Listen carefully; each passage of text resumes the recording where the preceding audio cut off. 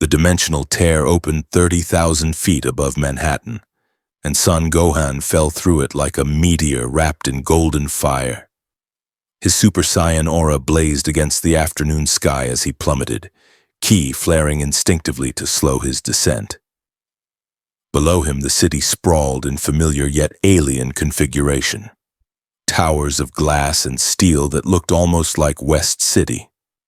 But the energy signatures radiating from the streets below made his stomach turn. Not the clean, focused ki of trained martial artists. Something else. Something manufactured, unstable, and absolutely drowning in malice. Gohan powered down to base form as he descended, black hair falling across his eyes as he scanned the cityscape with senses honed through decades of protecting Earth.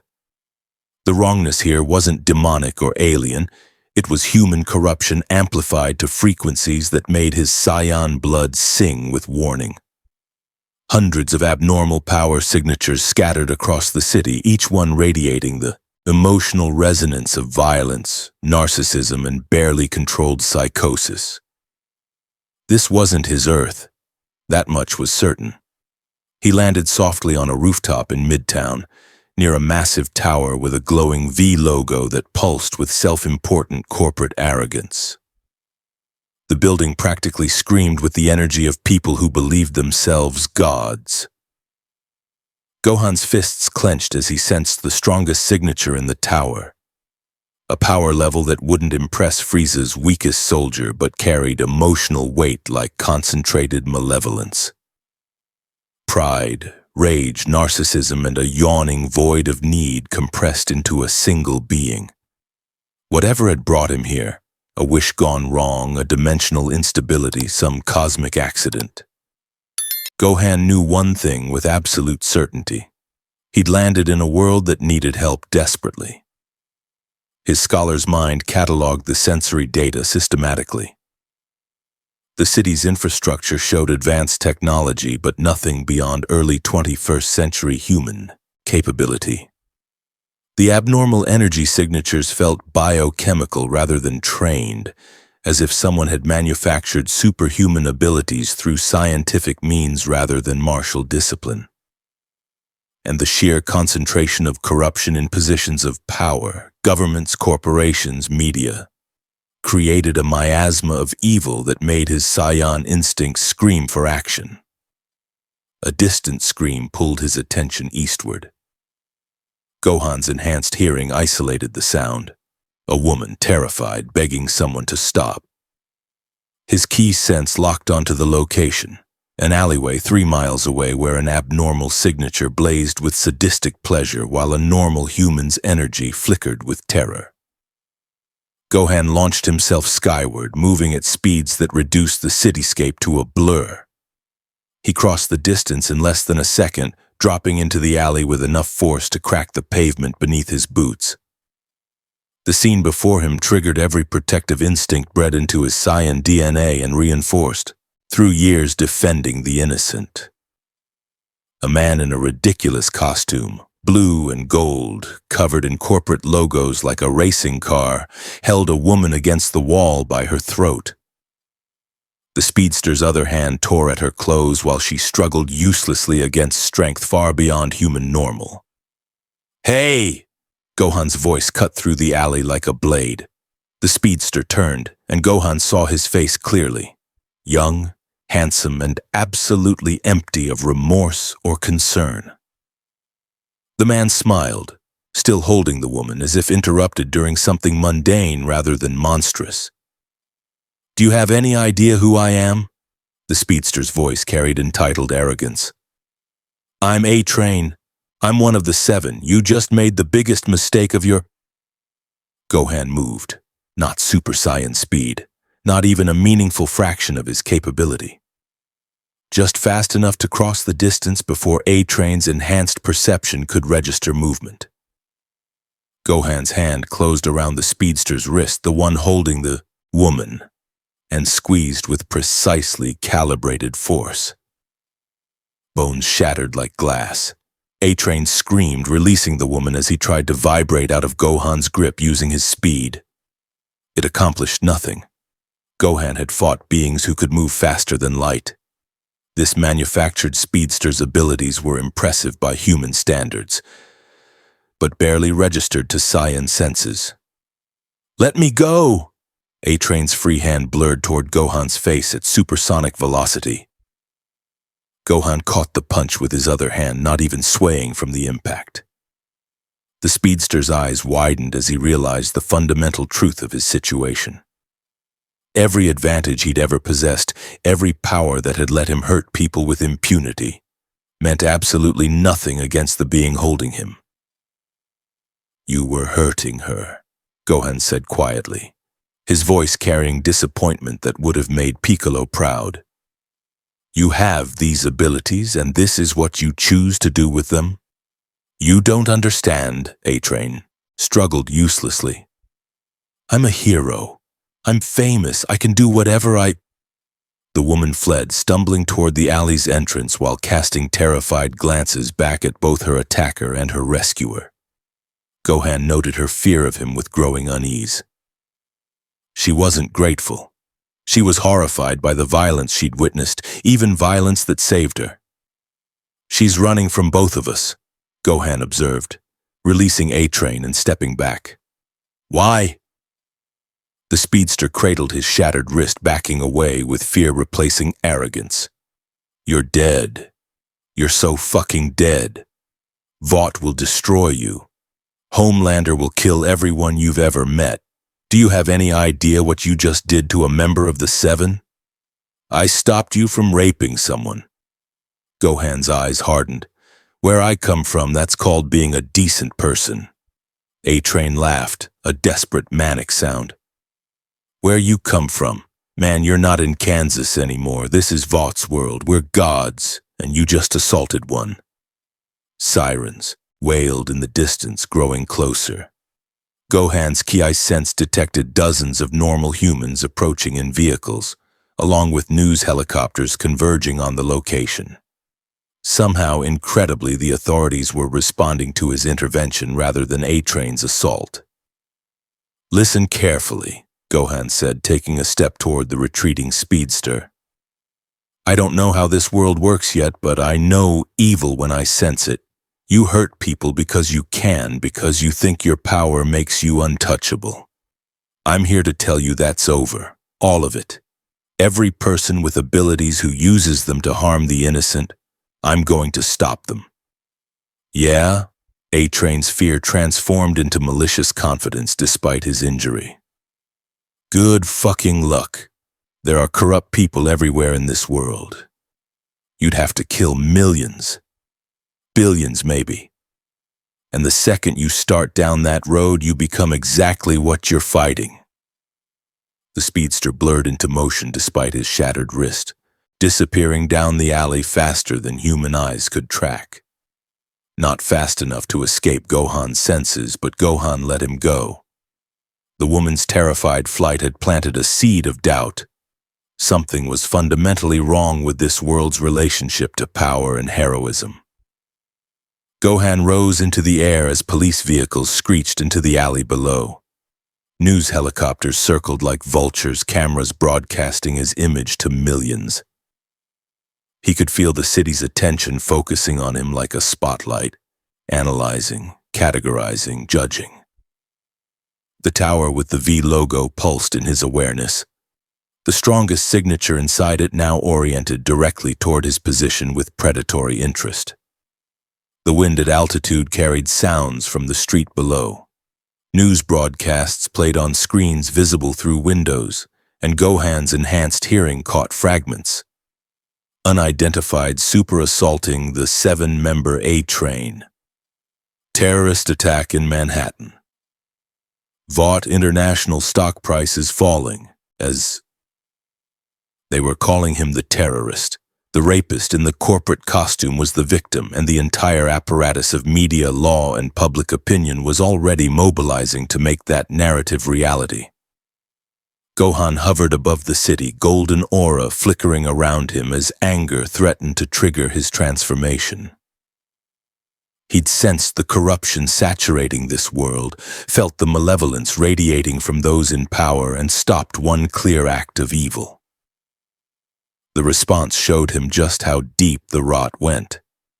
This wasn't a world that needed a hero. This was a world that had weaponized the concept of heroism itself, turned it into a corporate product, and used it to justify the very evil it claimed to oppose. If you want to see more characters enter different universes, hit that subscribe button and drop the name of a character and the universe you'd want to see them in down in the comments below. Some things can't be fixed. The Saiyan scholar descended toward the city below, toward the tower where the most corrupt signature waited, toward a confrontation with a reality that no amount of training under King Kai had prepared him for. He'd promised to destroy every corrupt person in this world. A-Train's words echoed in his mind. You'd have to kill billions. Gohan pushed the thought aside and flew toward Vought Tower, where answers, and inevitably violence, awaited. His power burned at full capacity, ready to face whatever this twisted world could throw at him. He had no idea that his strength, vast as it was, would prove utterly inadequate for the battle ahead. Billy Butcher watched the news footage with the kind of cold calculation that had kept him alive for 15 years of hunting Supes. The mysterious figure hovering above Manhattan, caught on every camera in the city, radiated power that made Homelander look like a particularly violent child. The way the bastard had shattered A-Train's wrist without breaking a sweat, the golden energy crackling around him like bottled lightning. The complete absence of fear when facing a member of the Seven. Fucking diabolical, Butcher muttered, rewinding the footage for the third time. Huey looked up from his laptop where he'd been compiling data on the newcomer. You think he's another Vought experiment? Some new compound V variant? Nah. Butcher pointed at the screen where the dark-haired man floated with an ease that defied physics. Look at him. No costume, no branding, no corporate bollocks. And did you see A-Train's face? That speedy cunt has fought Supes before. This time he looked like he'd seen God. Mother's Milk crossed his arms, his expression skeptical. So what, you want to recruit him? We don't even know what he wants. Oh, I know exactly what he wants. Butcher's smile turned predatory. He wants to be a hero, a real one, which means in about 48 hours he's gonna realize he landed in hell. And the devil's got a hard-on for anyone who challenges his authority. Frenchie leaned forward, interest piqued. You think Homelander will go after him? Homelander? Butcher laughed without humor. That narcissistic cunt probably already has a file on our mystery man. Someone that powerful shows up, stops one of his teammates from raping a bird. The Homelander I know won't let that slide. He'll go nuclear. Kimiko signed rapidly and Frenchie translated. She asks how we find him before Vought does. Butcher was already pulling on his coat. We don't need to find him, love. He'll come to us. See, blokes like that, genuine hero types, they can't help themselves. They see evil, they gotta punch it. And there ain't no greater concentration of evil in this city than Vought Tower. So we just wait for him to knock on Vaught's door? Huey's voice climbed with anxiety. Butcher, if Homelander kills him, then we learn what it takes to kill someone that powerful, and we use that intel. Butcher's expression hardened. But I don't think Homelander can kill him. I think our golden boy just found someone who might actually put the fear of God into that red, white, and blue psychopath. And if I can get to our mystery man first, convince him to aim that righteous fury in the right direction. He smiled. Well, that's called leveraging assets, innit? The monitors flickered as news feeds updated simultaneously. Every major network cut to breaking coverage. The mysterious super had landed on Vought Tower's roof. Fucking hell, Butcher breathed. He's actually doing it. Mother's Milk grabbed his car keys. We need to be there when this goes sideways. Too right. Butcher headed for the door, adrenaline singing through his veins. For the first time since Temp 5 started eating him from the inside, since Ryan chose Homelander over him, since this whole bloody crusade started feeling like a suicide mission, Billy Butcher felt something approaching hope. Not because he believed in heroes, but because he'd just found the Gohan stood on Vought Tower's rooftop, surveying the architectural monument to corporate excess. The building's design screamed wealth and power, all glass and steel, topped with that massive illuminated V that could be seen from anywhere in the city. His Ki sense painted a three-dimensional map of the structure. Hundreds of normal humans working in offices below, scattered abnormal signatures that must be other enhanced individuals, and near the top, that overwhelming concentration of malevolence he'd sensed earlier. The rooftop door burst open. Not the casual entry of security guards, but the calculated entrance of someone making a statement. A woman in her late 30s, immaculately dressed in a business suit, strode toward him with the kind of confidence that came from wielding power without needing physical strength. "Hello." Her smile was professional, warm, and completely artificial. "I'm Ashley Barrett, Senior Vice President of Hero Management at Vought International. We've been very eager to meet you." Gohan turned to face her fully, noting the tremor in her hands despite her composed demeanor. She was terrified, but hiding it behind corporate professionalism. Behind her, a dozen security personnel spread out across the rooftop, weapons drawn but not aimed.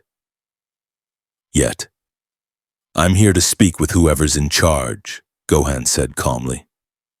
"I sense tremendous corruption in this building. I want to understand what's happening in this world." Ashley's smile tightened microscopically. "Of course. We'd love to help you understand, but first, I need to address the incident with A-Train. That's one of our heroes you assaulted. I stopped him from raping a woman." Gohan's voice carried no anger, just factual correction. "If he's your hero, you have a serious problem." "Well, that's certainly one perspective." Ashley's tone remained aggressively pleasant. "But you have to understand, A-Train is beloved by millions. He's a brand, a symbol, and an extremely valuable asset to Vought International. What you did, however well-intentioned, constitutes assault on a registered superhero, which carries significant legal ramifications under the Federal Superhuman Management Act." Gohan studied her carefully. "You're more afraid of the legal and financial consequences than the fact that your hero attacks women."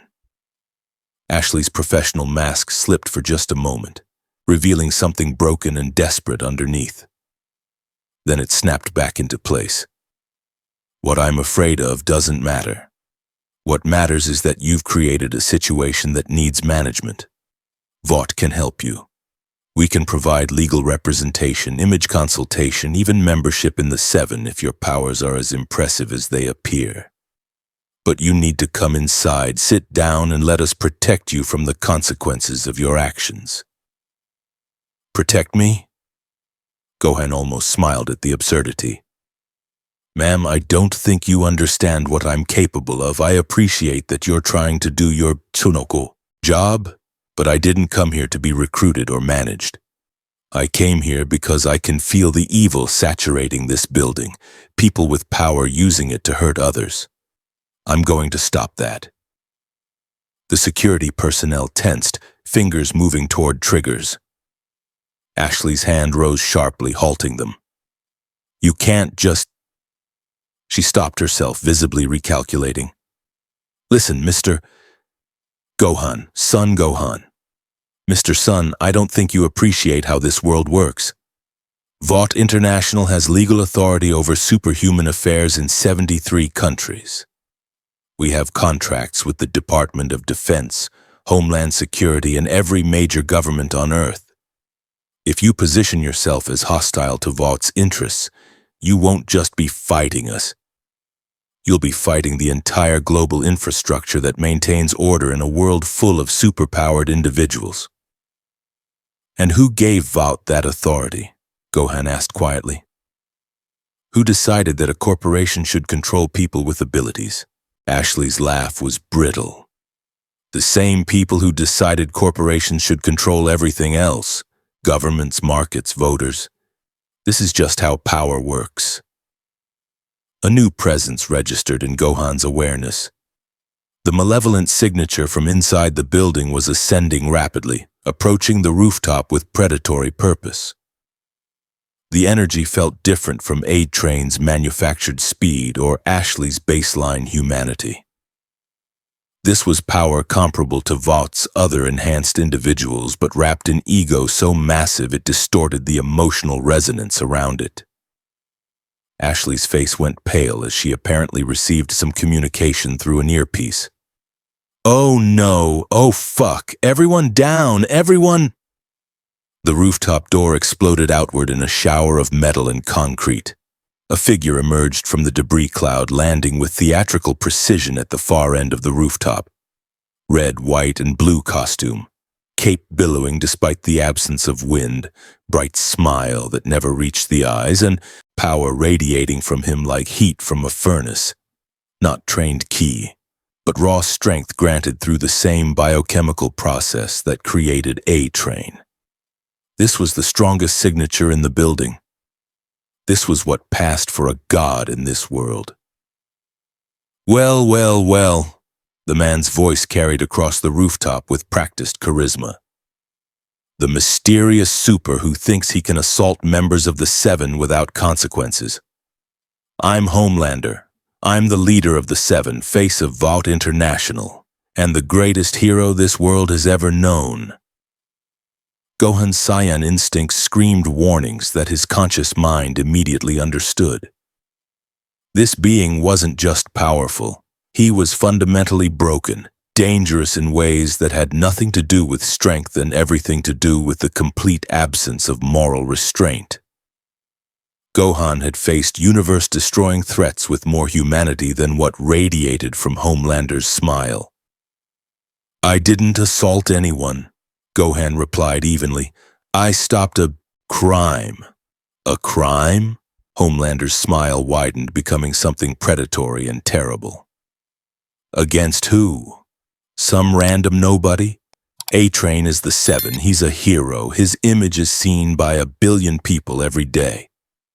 What does one woman matter compared to that?" The casual dismissal of human life delivered with such bright cheerfulness made Gohan's blood run cold. He'd fought monsters before, Frieza, Cell, Majin Buu, but they'd been honest about their evil. This creature standing before him in patriotic colors actually believed his own justifications. "Every person matters," Gohan said quietly. "If you can't understand that, you're not a hero. You're just powerful." Homelander's smile vanished like a switch had been flipped. The temperature on the rooftop seemed to drop as his expression shifted into something that would haunt Gohan's nightmares for years to come. Pure, undiluted narcissistic rage, barely contained beneath a veneer of control. "You know what I think?" Homelander's voice carried a conversational tone that made the threat even more terrifying. "I think you're jealous. You show up with your little light show, your foreign accent, thinking you can be the big hero. But there's only room for one hero in this world, and he's standing right in front of you." Ashley had retreated to the rooftop's edge, along with every security guard. They'd seen this before, Gohan realized. They knew what was coming. "I'm not here to compete with you," Gohan tried, recognizing the futility even as he spoke. "I'm here to help people. If you're really a hero, we should be working together." "Help people?"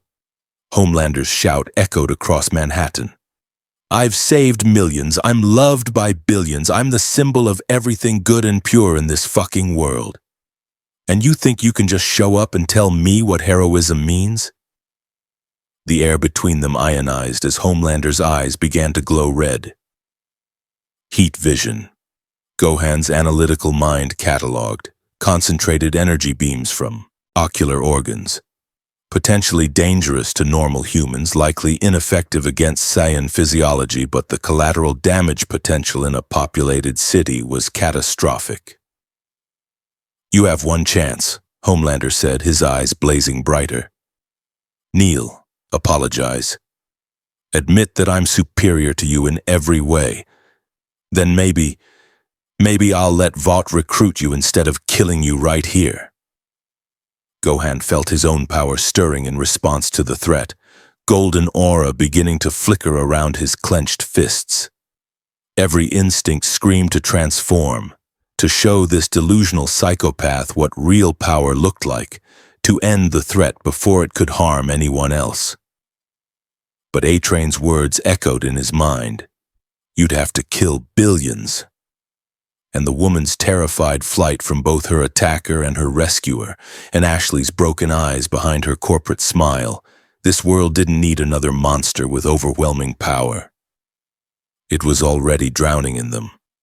"I won't kneel to you," Gohan said, quietly forcing his power down, maintaining base form despite every warrior instinct demanding otherwise.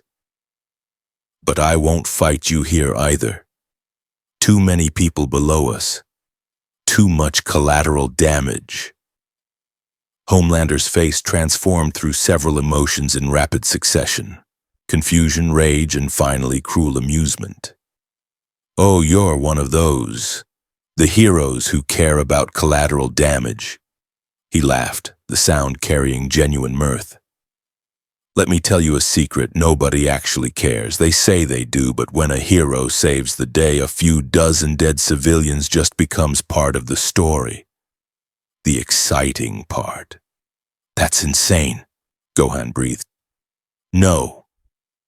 Homelander stepped closer, lowering his voice to something almost conspiratorial. "That's honesty.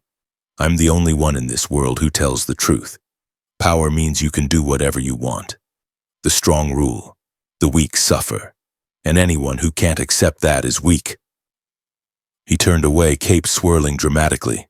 "You've got 24 hours to leave this dimension or whatever hole you crawled out of.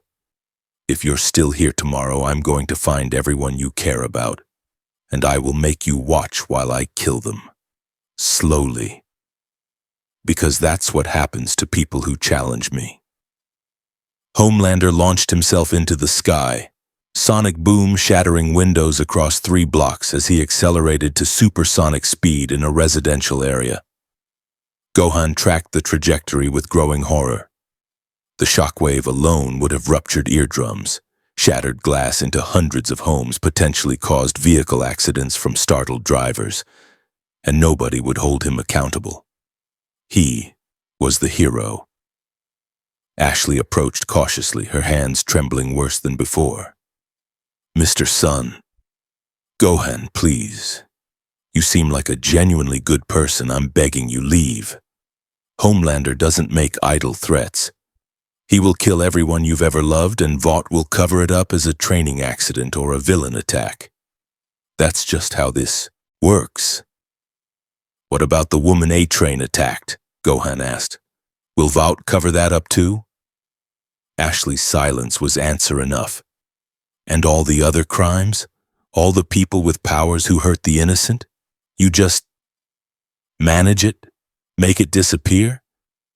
"We manage the narrative," Ashley corrected, her voice barely above a whisper. "It's not about justice. It's about brand management, stock prices, and keeping the heroes just stable enough to be profitable." She met his eyes, and for a moment the corporate mask fell completely. "I hate it. Every day I hate it, but I've seen what happens to people who try to fight it. They lose. Always. And then they die. Usually badly." Gohan looked out across the city, his enhanced vision picking out details across miles. Millions of people going about their lives unaware that their heroes were monsters, their justice was a corporate product, and their world was held hostage by beings with power and zero accountability. He'd fought universe-ending threats. He'd died protecting Earth. He'd trained under gods and angels, but he'd never faced anything like this. A system so thoroughly corrupted that even exposing the truth wouldn't matter because the truth was profitable. "I'm not leaving," Gohan said quietly. "I came here to help. That hasn't changed." Ashley closed her eyes in resignation. "Then you just signed your own death warrant and probably mine too for failing to secure you." She pulled out her phone, fingers flying across the screen. "I'm sending you an encrypted file. Names, addresses, documentation of every crime the Seven have committed in the last 5 years that Vought has covered up. Murders, rapes, collateral damage incidents with triple-digit body counts. All of it." Gohan blinked in surprise. "Why would you—" "Because I'm tired," Ashley interrupted, her voice cracking. "I'm so fucking tired of being complicit. If you're going to fight them, you should at least know what you're up against." She turned toward the rooftop door, then paused. "For what it's worth, I hope you win. I hope you burn this whole diseased system to the ground. I just don't think it's possible." She disappeared into the building, leaving Gohan alone on the rooftop with his thoughts, and the sinking realization that he'd vastly underestimated the complexity of the corruption he faced. His phone, somehow receiving the encrypted file despite being from another dimension, buzzed with incoming data. Gohan opened it and immediately wished he hadn't. The list of crimes scrolled endlessly, each entry documented with corporate precision. Dates, locations, victim names, costs of settlements, and NDAs, projected impact on stock prices. Children killed in collateral damage incidents marked as acceptable losses. Sexual assaults by multiple Seven members handled through legal intimidation and payoffs. Murders disguised as accidents or blamed on convenient scapegoats. And at the bottom of every entry, managed successfully. No impact on Q4 earnings. Gohan's hands shook as rage threatened to overwhelm his carefully maintained control. These people, these supposed heroes, had committed atrocities that would make even the Red Ribbon Army seem restrained. And the entire structure of society not only allowed it but celebrated them for it. His ki flared involuntarily, golden aura crackling around him as his hair began to shift toward Super Saiyan. The rooftop beneath his feet cracked from the pressure of barely contained power. A voice from behind him cut through the rage. "Easy there, mate. Probably don't want to go nuclear on Vought's roof unless you fancy bringing the whole tower down on the workers below." Gohan spun, dropping into a defensive stance before recognizing the man as baseline human. Middle-aged British accent, wearing a long coat and an expression of calculated interest rather than fear. "Who are you?" "Name's Billy Butcher." The man approached with the kind of confidence that suggested either stupidity or experience dealing with dangerous beings. "I run a little operation dedicated to killing cunts like Homelander. And unless I miss my guess, you're about 5 seconds from doing something monumentally stupid that'll get a lot of innocent people killed." Gohan forced his power down, hair returning to black as he studied this stranger. "You want to kill Homelander? Why?" "Personal reasons, professional obligations, general principle that psychopathic superpowered rapists shouldn't rule the world." Butcher shrugged. "Take your pick. Point is, I've been studying these bastards for years, learning their weaknesses, building resources to put them down permanently. And then you drop out of the sky with enough power to make Homelander look like a geriatric stripper, and I think to myself, Billy, this might be the break you've been waiting for." "I'm not a weapon for hire," Gohan said coldly. "Never said you were." Butcher pulled out a flask, took a long drink, offered it to Gohan, who declined. "But you're in over your head, mate. You think you can just punch your way to justice in this world? Destroy every corrupt person like some kind of righteous crusade?" He laughed bitterly. "How's that working out so far? I stopped A-Train from—" And he's already back at Vought Tower getting his wrist fixed, while their PR department spins you as a terrorist. Butcher's expression hardened. You saved one woman. Congrats. Meanwhile, there are hundreds more being victimized by Supes every single day, and your little intervention didn't change the system that enables it one fucking bit. The words hit like physical blows because Gohan knew they were true. He'd been in this world less than a day and already felt the weight of its corruption crushing his idealism. Then what do you suggest? Gohan asked quietly. Come with me. Meet my team.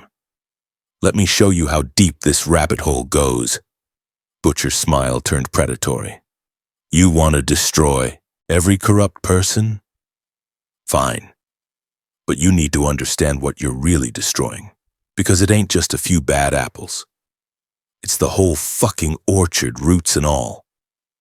Gohan looked back toward the city, his enhanced senses picking up A-Train's signature moving through Manhattan at high speed, already back to his normal activities as if nothing had happened. Further away, Homelander's presence burned like a malevolent sun, circling above the city in lazy patrols that reminded Gohan of a predator marking territory.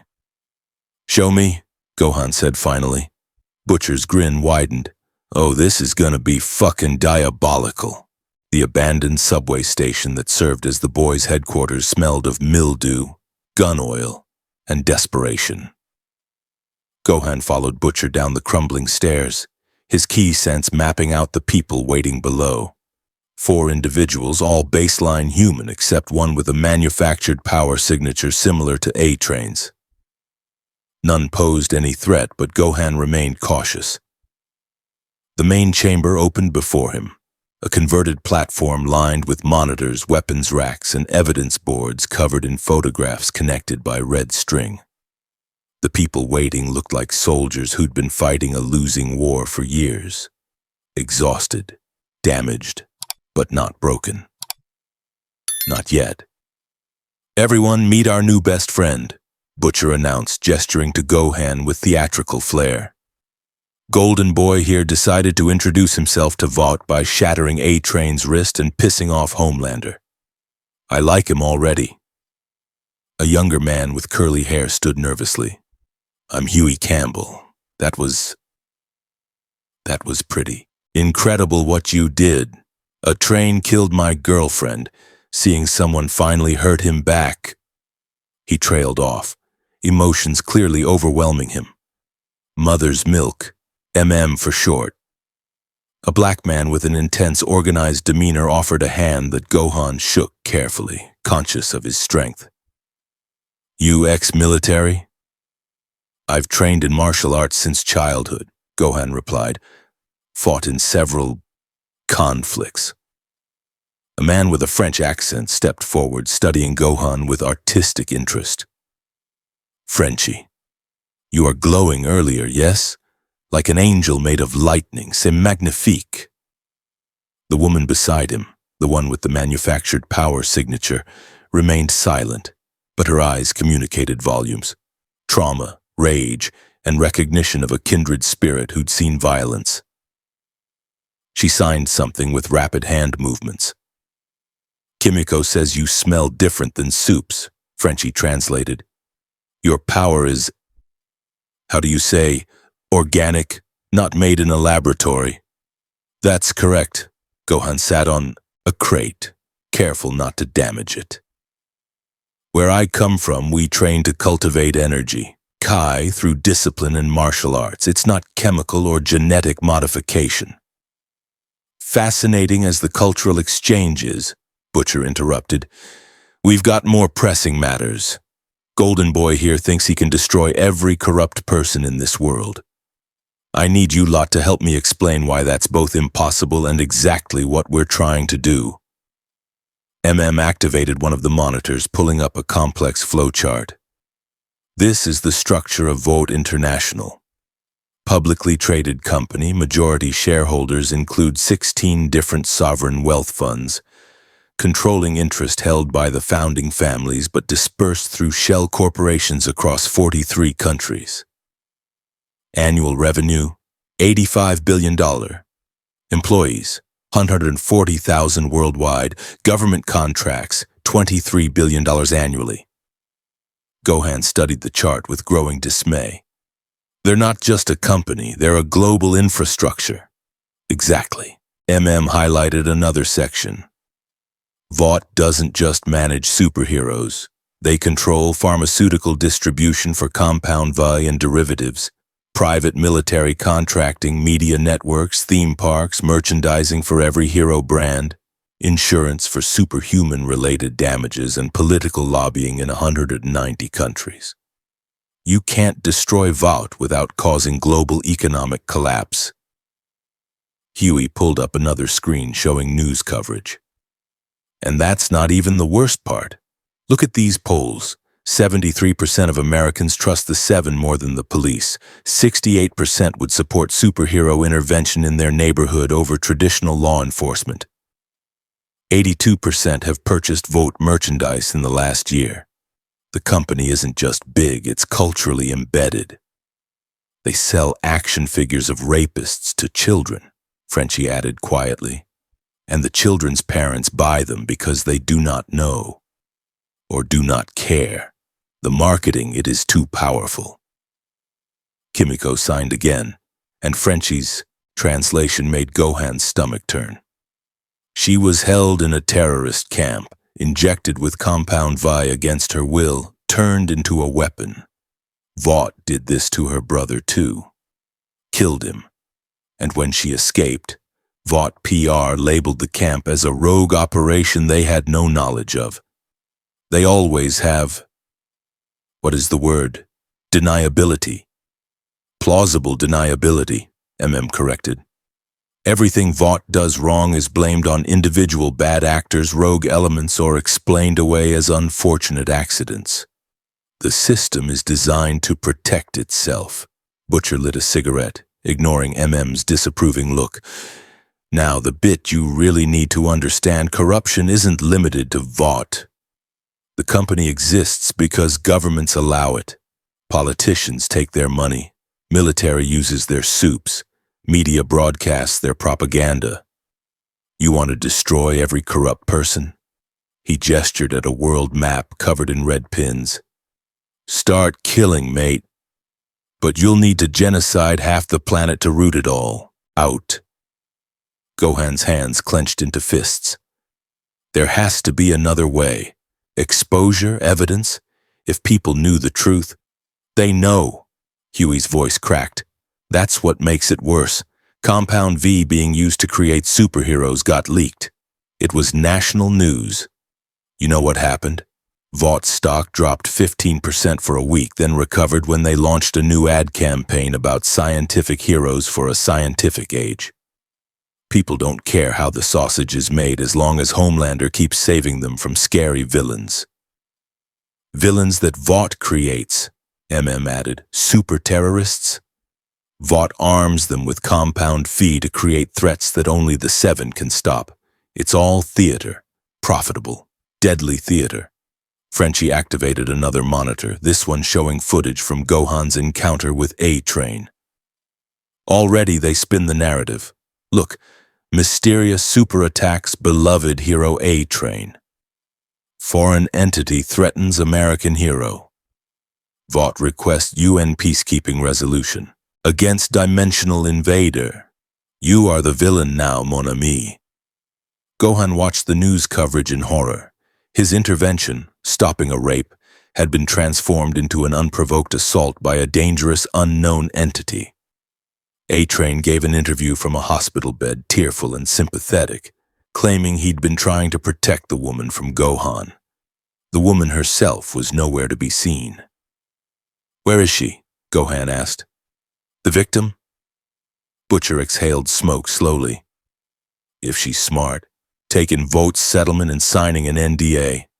If she's stupid, about to have an unfortunate accident, either way, she'll never testify against A-Train. That's... Gohan struggled to find words. That's evil, pure evil. Welcome to Earth, mate. Butcher stubbed out his cigarette. Not your Earth, obviously. but the Earth where corporate interests trump human life, where might makes right gets dressed up in star-spangled bollocks, and where the only way to fight monsters is to become one yourself. I don't believe that, Gohan said quietly. I've fought against impossible odds before. There's always another way. MM's expression softened with something like pity. We thought that too. Once, before we learned that every high road leads to a dead end and the only path forward is through the blood and shit of the low road. Kimiko approached Gohan, studying his face intently.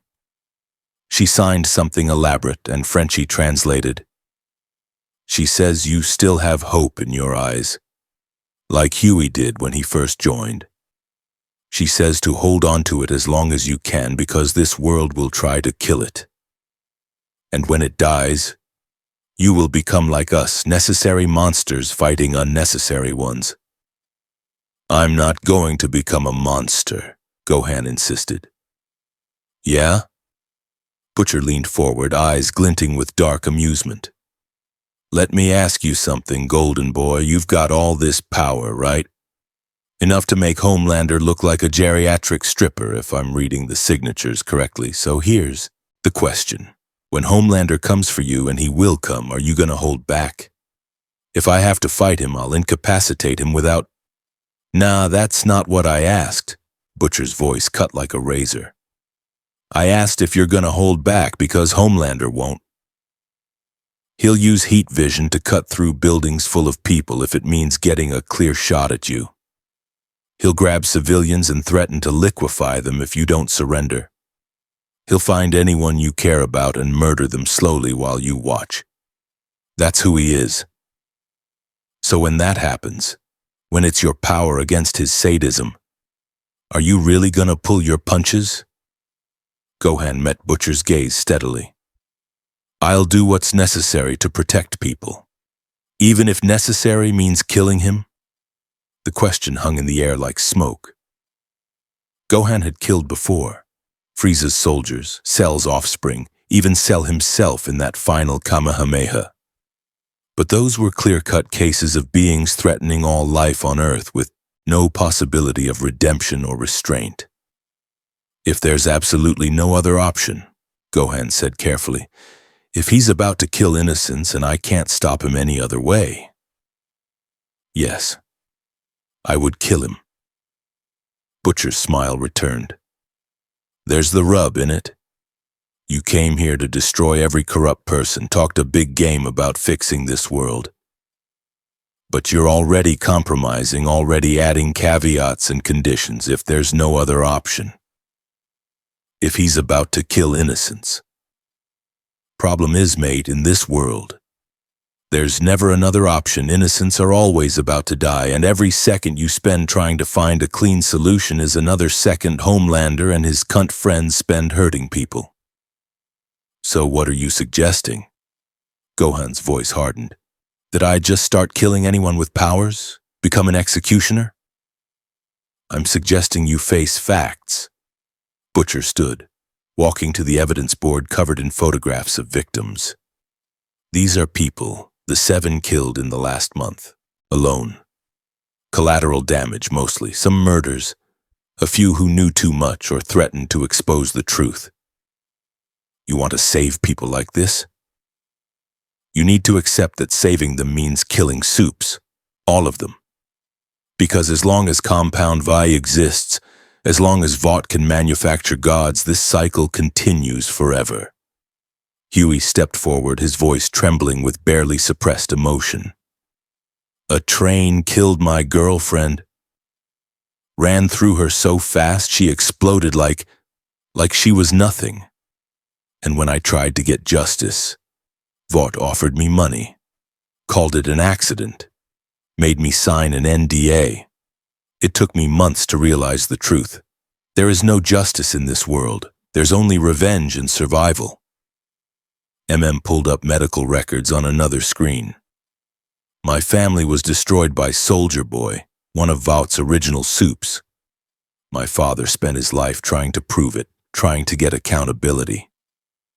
Died of a stress-induced heart attack at 53 with nothing to show for it. The system doesn't work. It's designed not to work. Frenchie's expression turned haunted. I have done terrible things in my life. Hurt people. Killed people. All before joining this crusade. And you know what I learned? The worst monsters aren't the ones who kill with their hands. They're the ones who kill with paperwork, with contracts, with legal immunity. At least I felt guilt. Vought feels quarterly earnings. Kimiko signed rapidly, her movements sharp with anger. Frenchie translated, she says Compound Phi took her voice, her brother, her humanity. Vought did that. They do it to hundreds every year in secret labs, testing variants, creating weapons. And every person who enables it, scientists, executives, guards, politicians who take their money, they're all guilty, all corrupt. How many would you have to kill to stop it? Thousands? Tens of thousands? The weight of their stories pressed down on Gohan like gravity under 100x normal. Each of them had been broken by the system he wanted to destroy, shaped by it into weapons aimed at the very thing that had damaged them.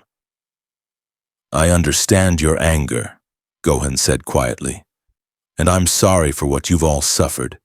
But becoming executioners, killing everyone connected to Vought, that's not justice. That's just more violence. Then what the fuck do you call justice? Butcher's voice rose. Homelander's raped who knows how many women. Murdered hundreds, maybe thousands.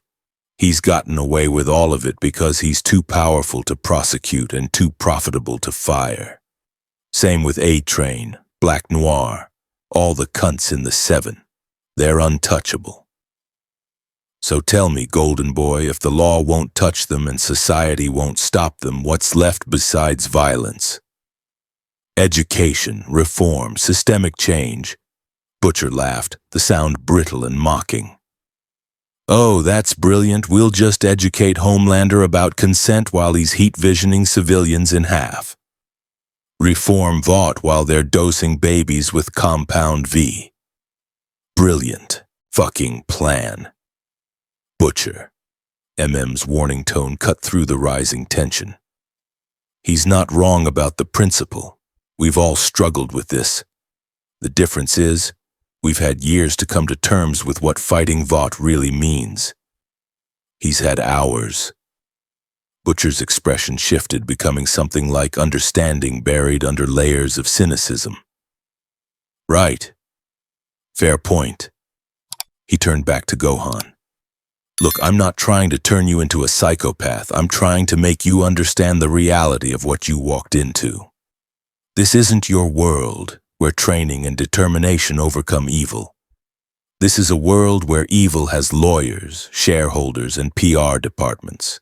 It adapts, it survives, and it will crush you if you fight it with one hand tied behind your back.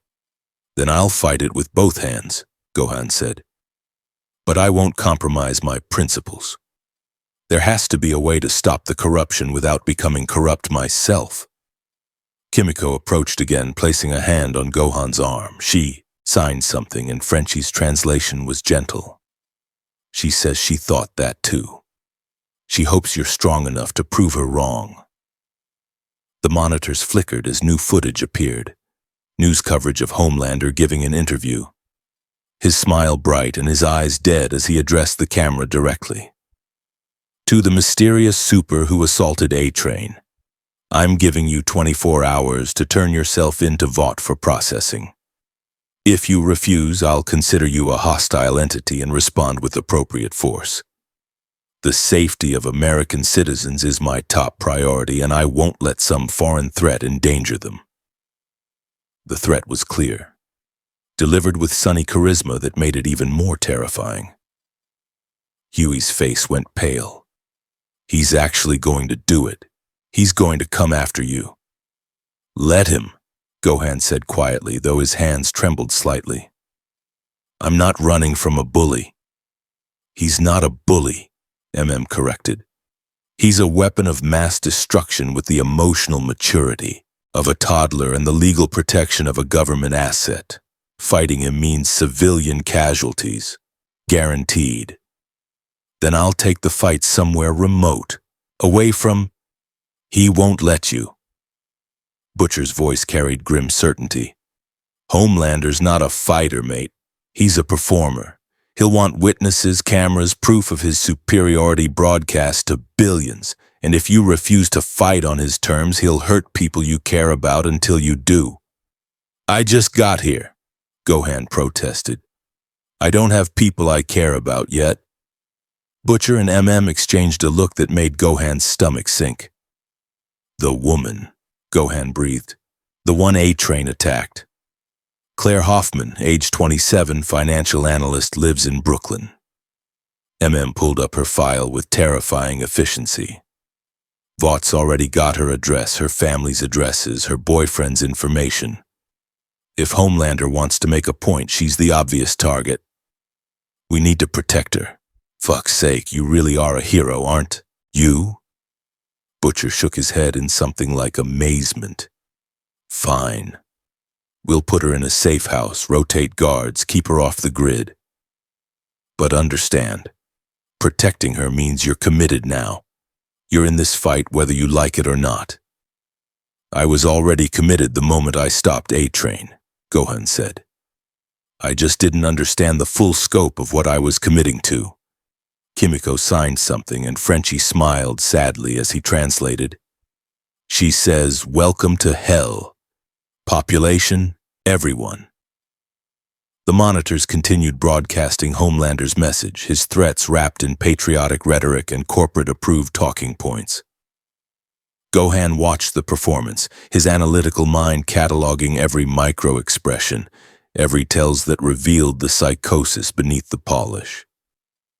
He'd faced universe-ending threats. He'd died to protect Earth. He'd pushed past his limits time and time again to defend the innocent. But he'd never faced anything like this, a world where the monsters wore hero costumes, where corporate interests had weaponized justice itself, and where trying to save people might require becoming the very thing he'd always fought against. Show me everything, Gohan said finally.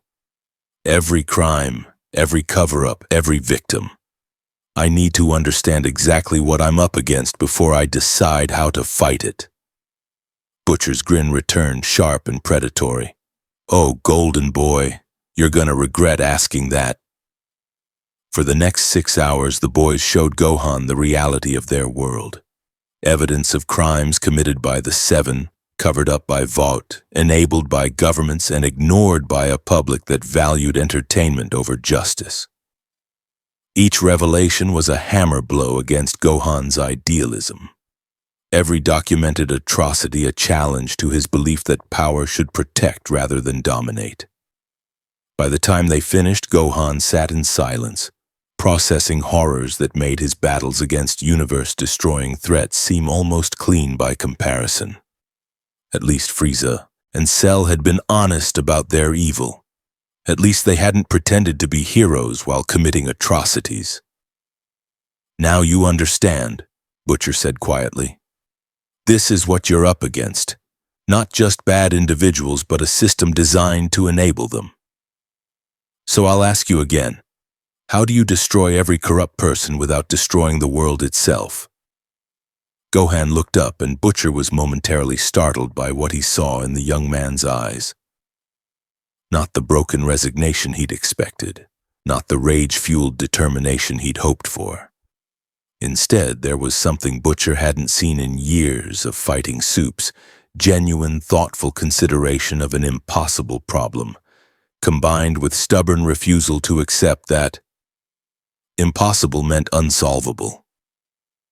I don't know yet, Gohan admitted, but I know that becoming executioners isn't the answer. There has to be a way to expose this corruption so thoroughly that even Vought's PR can't spin it. To create accountability where none exists, to protect people without needing to kill everyone who threatens them. And if there isn't? MM asked gently. If you're forced to choose between your principles and protecting innocence? Gohan stood, his power flickering around him like contained starlight. Then I'll make a third option. I've done it before against impossible odds. I can do it again. Butcher studied him for a long moment, then laughed, a sound with genuine humor rather than bitter cynicism. You're either the bravest cunt I've ever met or the stupidest. Possibly both, but fuck it, I like you. He extended his hand. Welcome to the boys, golden boy. Try not to get us all killed. Gohan shook his hand, careful not to crush it despite his strength. I'll do my best. Yeah, Butcher said, his smile fading into something more serious. That's what I'm afraid of. Because in this world, your best might not be good enough. The monitors flickered again. News alert. Homelander had just saved a family from a burning building, his heroic deed broadcast live to millions. The same hands that had threatened murder wrapped around a grateful child, his smile bright with manufactured warmth. The performance continued. The corruption persisted. And somewhere in Vought Tower, executives were already planning how to neutralize or exploit the naive super who thought he could change their world. Gohan watched Homelander's performance, his enhanced senses cataloging every false note, every scripted gesture. And in that moment, he made a decision that would define everything that followed. He wouldn't become what Butcher wanted, an executioner who killed corruption with overwhelming force. But he also wouldn't be the naive hero who trusted the system to correct itself. He would find a third path, even if he had to create it himself, even if it cost him everything. Claire Hoffman's apartment was a modest one-bedroom in Brooklyn, the kind of place a young professional could barely afford in New York's crushing rental market. Gohan stood guard on the rooftop across the street while MM and Huey escorted her to one of the boys' safe houses. His ki sense tracked her nervous energy, the residual trauma from A-Train's assault mixing with fresh terror at being relocated by strangers. She'd been reluctant to trust them until Huey showed her the evidence of what Vought did to inconvenient witnesses. After that, she'd packed a bag in under 10 minutes. Gohan's phone, somehow still functional despite being from another dimension, buzzed with a message from Frenchie. Target secured. Safe House Alpha, no tails detected. Good. That was one innocent protected, at least temporarily. One person who wouldn't suffer because Gohan had intervened in a world that punished intervention. His enhanced hearing picked up footsteps on the rooftop behind him, too light to be threatening, too deliberate to be accidental. Gohan turned to find a woman in a white and gold costume approaching with cautious determination. Her power signature marked her as enhanced, but unlike A-Train or Homelander, her emotional resonance carried genuine concern rather than malice. I'm not here to fight, she said, hands raised peacefully. The gesture would have been more reassuring if Gohan hadn't sensed the electrical energy crackling beneath her skin, ready to discharge. I'm Starlight, Annie January. I'm with the Seven, but I'm not like them. Gohan studied her carefully, his senses analyzing every detail. She was telling the truth about not wanting to fight, though her body language suggested she was prepared to defend herself if necessary. More interestingly, her emotional state carried guilt, disgust, and a desperate desire to do something good in a world that seemed to punish goodness. You're the one who joined the Seven recently, Gohan said, remembering fragments from Ashley's encrypted files. The actual hero trying to change things from inside. Annie's surprise registered clearly. How did you... I can sense emotion somewhat, intent. Gohan relaxed his stance slightly. You radiate genuine care for people. It's refreshing, honestly. Most of the enhanced individuals I've encountered here feel like predators barely restrained by social contracts. That's because they are. Annie moved closer, her voice dropping. I joined the Seven thinking I could be a real hero, make a difference. God, I was naive. Her expression turned bitter. Within 24 hours, the Deep sexually assaulted me during my orientation. Vought's response? Told me it was part of the culture and I should feel honored by his attention. Gohan's power flared involuntarily, golden aura crackling before he wrestled it back under control. He what? Welcome to the Seven. Annie's laugh was hollow. The Deep's a rapist. Atrain's a murderer and drug addict. Black Noir kills people on Vought's orders, and Homelander... She shuddered. Homelander's a monster wearing a hero costume. The only question is when, not if, he'll snap completely and start killing people openly. Then why stay? Gohan asked, when if you know what they are, because leaving doesn't help the victims. Annie's eyes blazed with determination. At least inside the Seven, I can do some good. Save some people. Document evidence of their crimes. I've been feeding information to journalists, trying to build a case that even Vought can't suppress. How's that working out? Her expression fell. 3 journalists have died in accidents in the last year.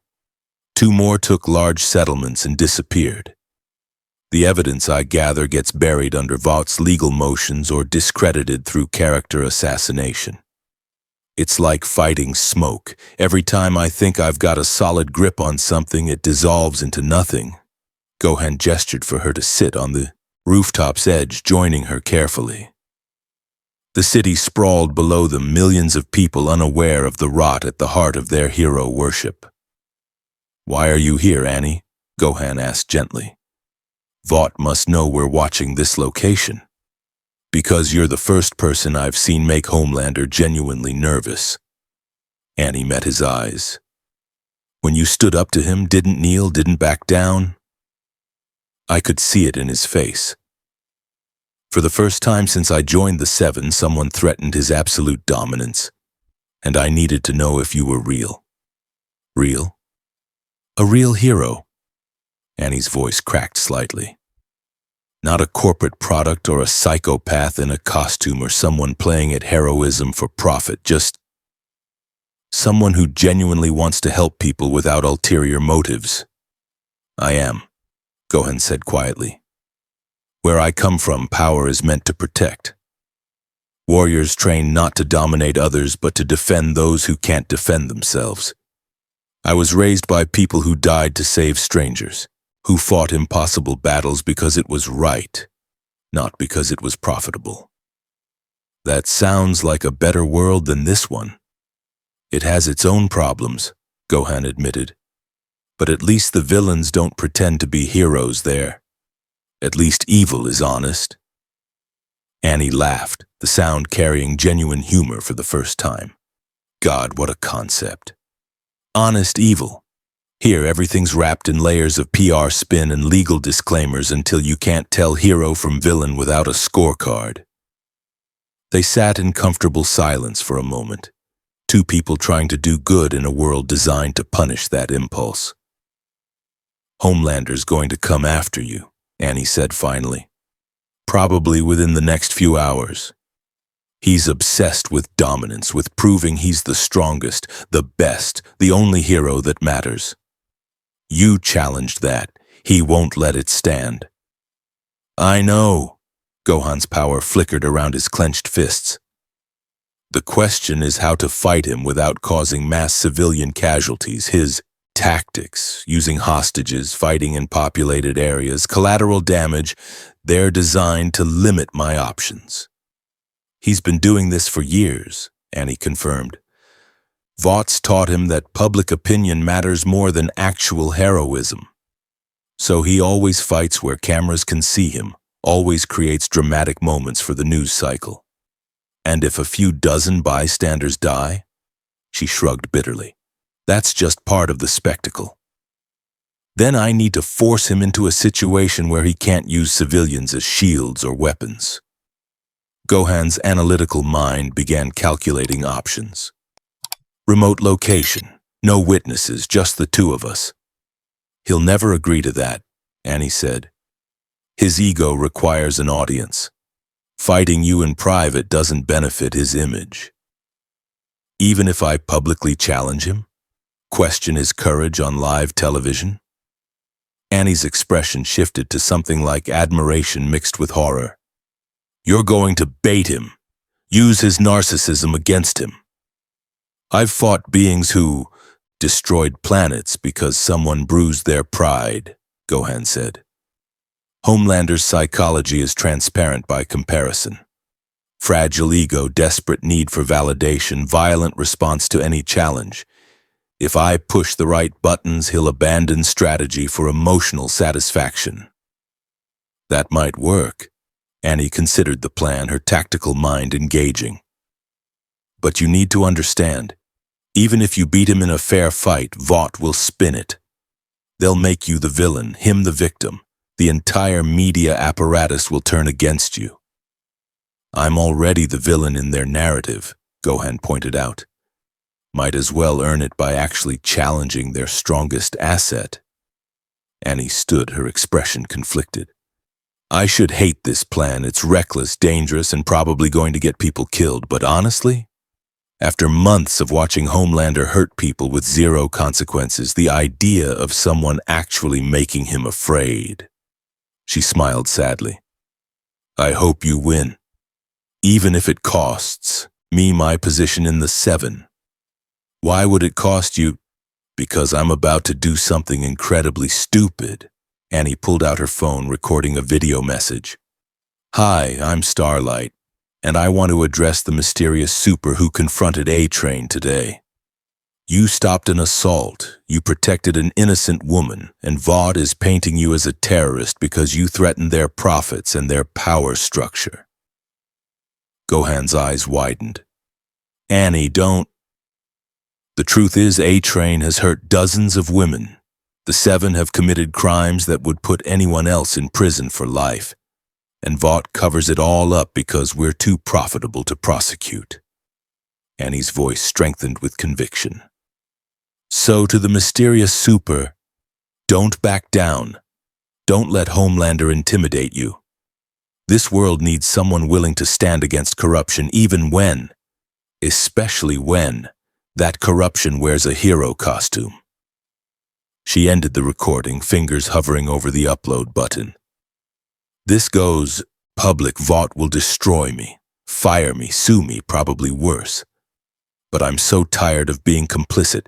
If you're really going to fight them, you need allies. Even if I'm the world's worst ally who's about to commit career suicide. Annie. Gohan searched for words. You don't have to do this. I can fight without... Yes, you can. Annie uploaded the video, her phone immediately exploding with notifications as social media caught fire. But you shouldn't have to, and maybe if enough people see someone in the 7 speaking truth, it'll create the kind of pressure even Vought can't suppress. Gohan's phone buzzed. Butcher, undoubtedly having seen the video already. Holy shit. Starlight just committed professional suicide for you. This changes the game. Get back to base now. Annie's expression mixed fear and exhilaration. So, got room for one more in your crusade against corporate evil? You understand what you just did? Gohan asked seriously. Vought will come after you with everything. Good. Annie's power flared, light crackling around her clenched fists. Let them try. I've been playing their game, following their rules, trying to change things from inside. You know what that got me? Complicity in crimes I can never atone for. Watching people suffer while I smiled for cameras and promoted Vought products. Her voice hardened. I'm done being their mascot. If we're doing this, really fighting them, I want in. Gohan extended his hand and Annie shook it firmly. For the first time since arriving in this world, Gohan felt something like hope. Not because Annie was powerful, though her abilities would certainly help, but because she represented proof that goodness could survive in this corrupted system. Welcome to the boys, Gohan said.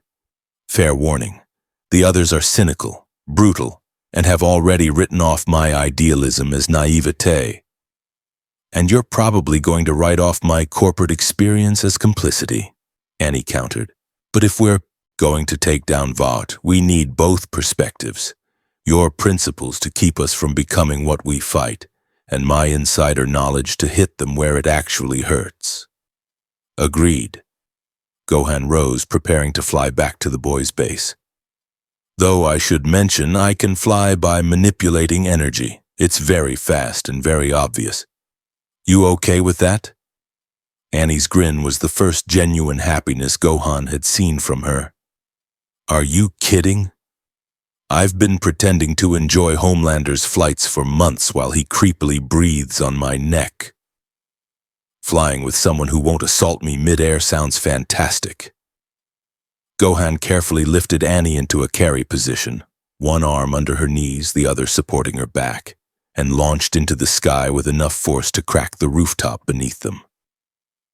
Annie gasped as New York fell away, then laughed with pure exhilaration as they accelerated above the city.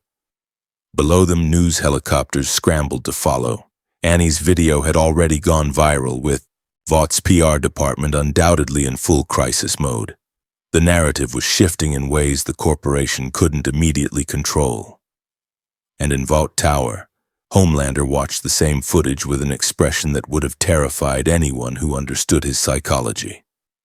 Not just anger at being challenged, not mere jealousy at someone else demonstrating power.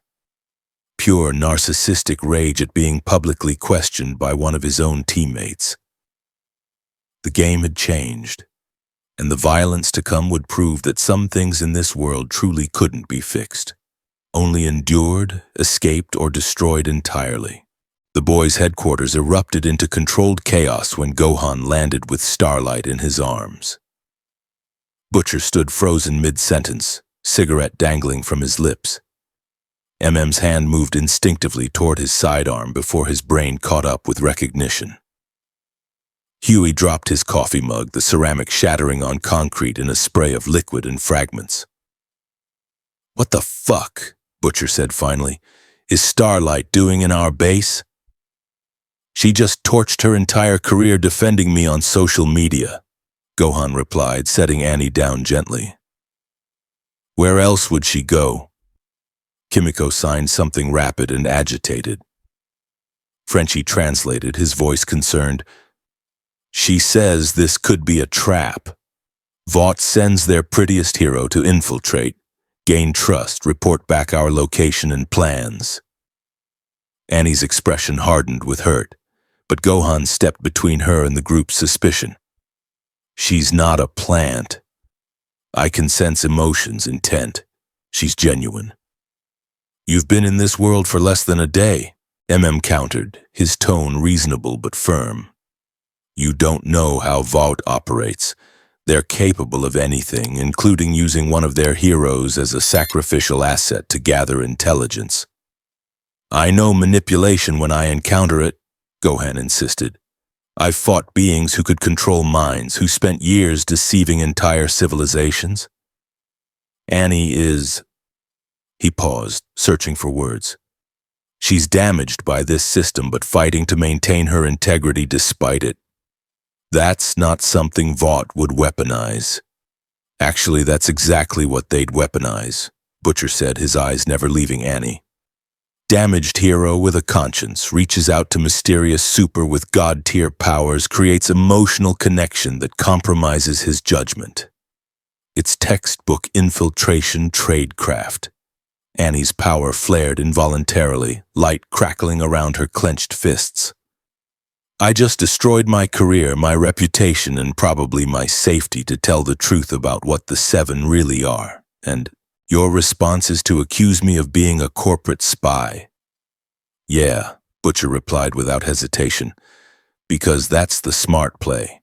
You could be exactly what you appear, a hero who finally grew a spine, or you could be Vought's insurance policy against Golden Boy here. And until I know which, you don't get access to our intelligence, our safe houses, or our trust." "Then what do I get?" Annie's voice rose with frustration. "Suspicion and surveillance." Butcher gestured to MM and Frenchie. You stay here under watch while we verify that your little social media suicide wasn't carefully orchestrated theater. If you're legit, we'll talk. If you're a plant, his smile turned cold. Well, you've seen what we do to Supes who threaten our operation. Butcher, Huey stepped forward, his voice carrying surprising authority. I believe her. When A-Train killed Robin, Starlight was the only one who showed any actual human empathy. She tried to help even when it put her at odds with Vought's PR strategy.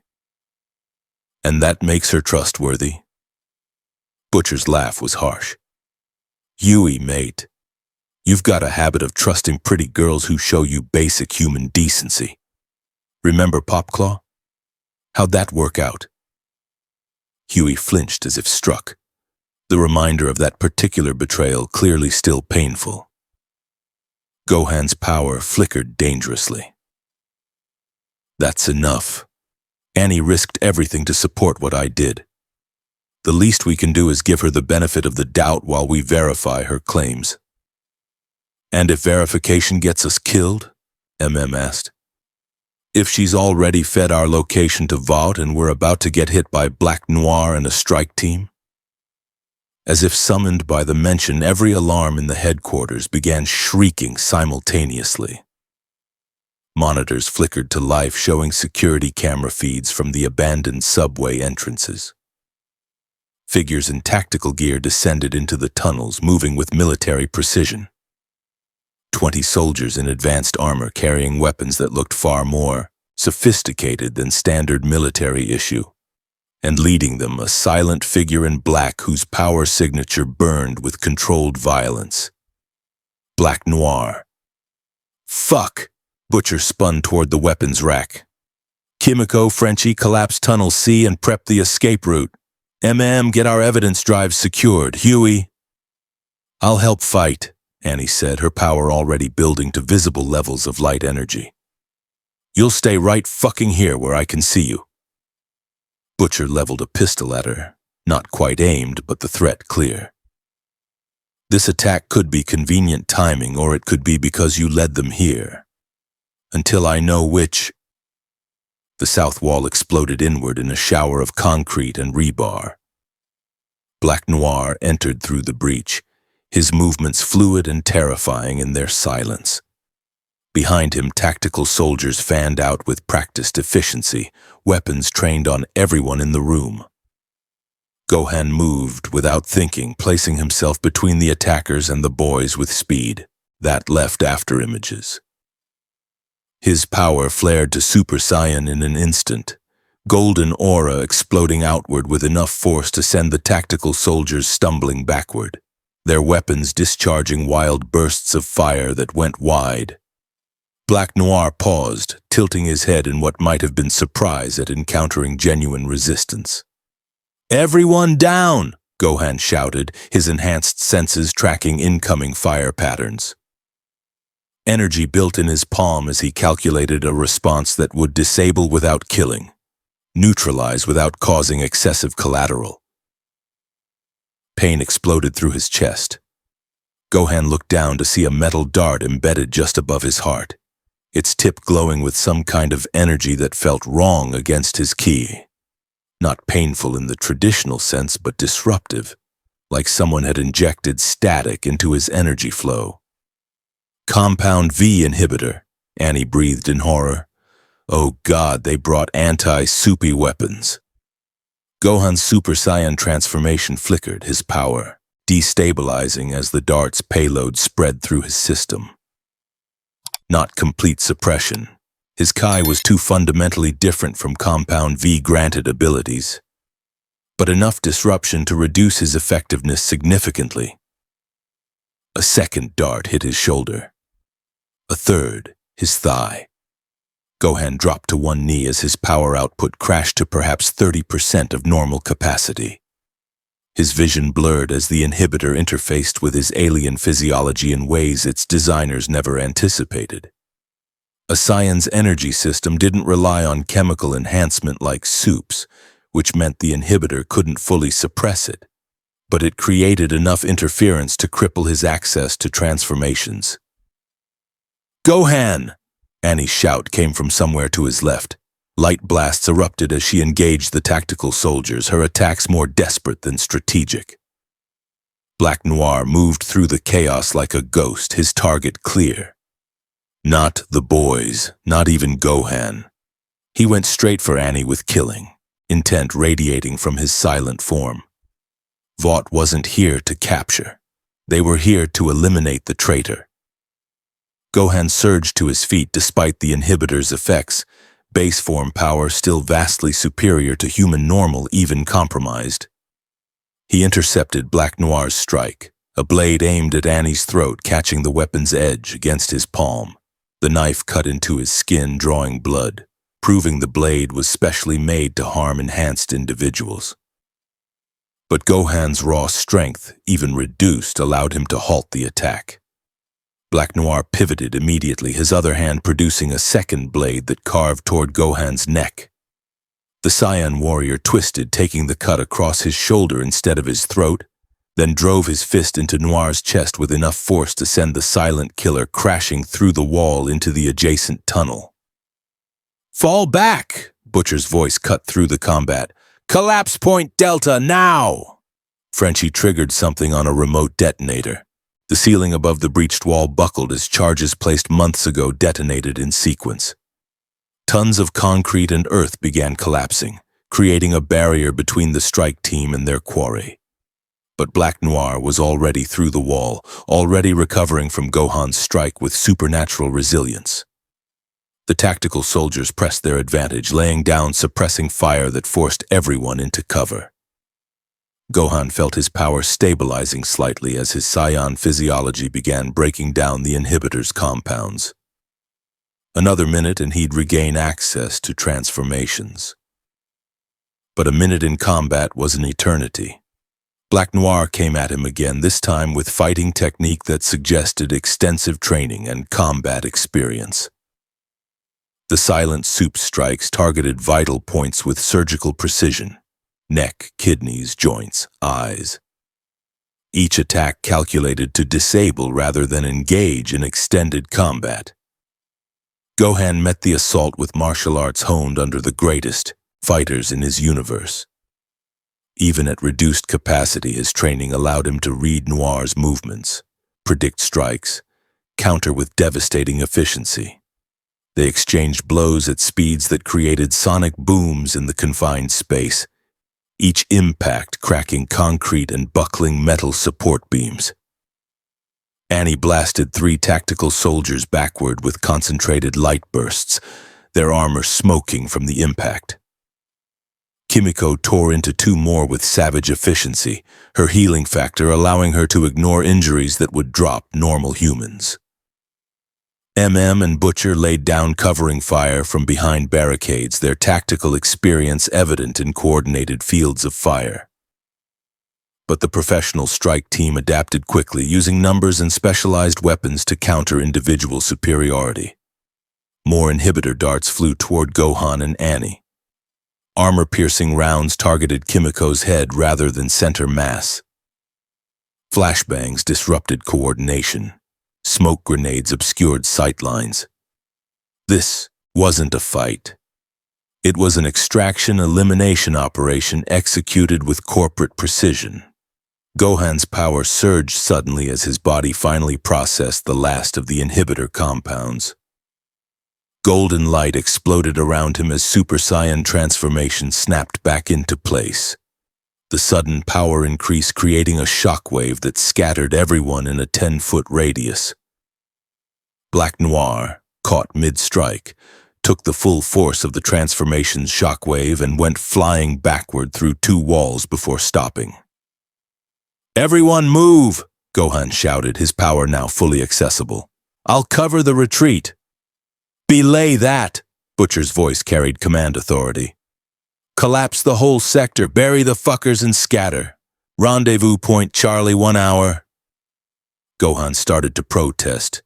Burying the strike team meant potential casualties, and despite their hostile intent, they were likely just soldiers following orders. but MM's hand on his shoulder stopped him. They signed up to kill Supes, MM said grimly, and they knew the risks when they entered a hostile structure. Your bleeding heart will get us all killed. Move, now! The ceiling began its final collapse as multiple charges detonated throughout the sector. Gohan grabbed Annie with one arm, MM with the other, and launched toward the escape tunnel at speeds that left human perception behind. Behind them, tons of concrete and steel fell like a concrete curtain, sealing off the battlefield. Black Noir emerged from the rubble seconds before burial, his costume torn but his body apparently undamaged.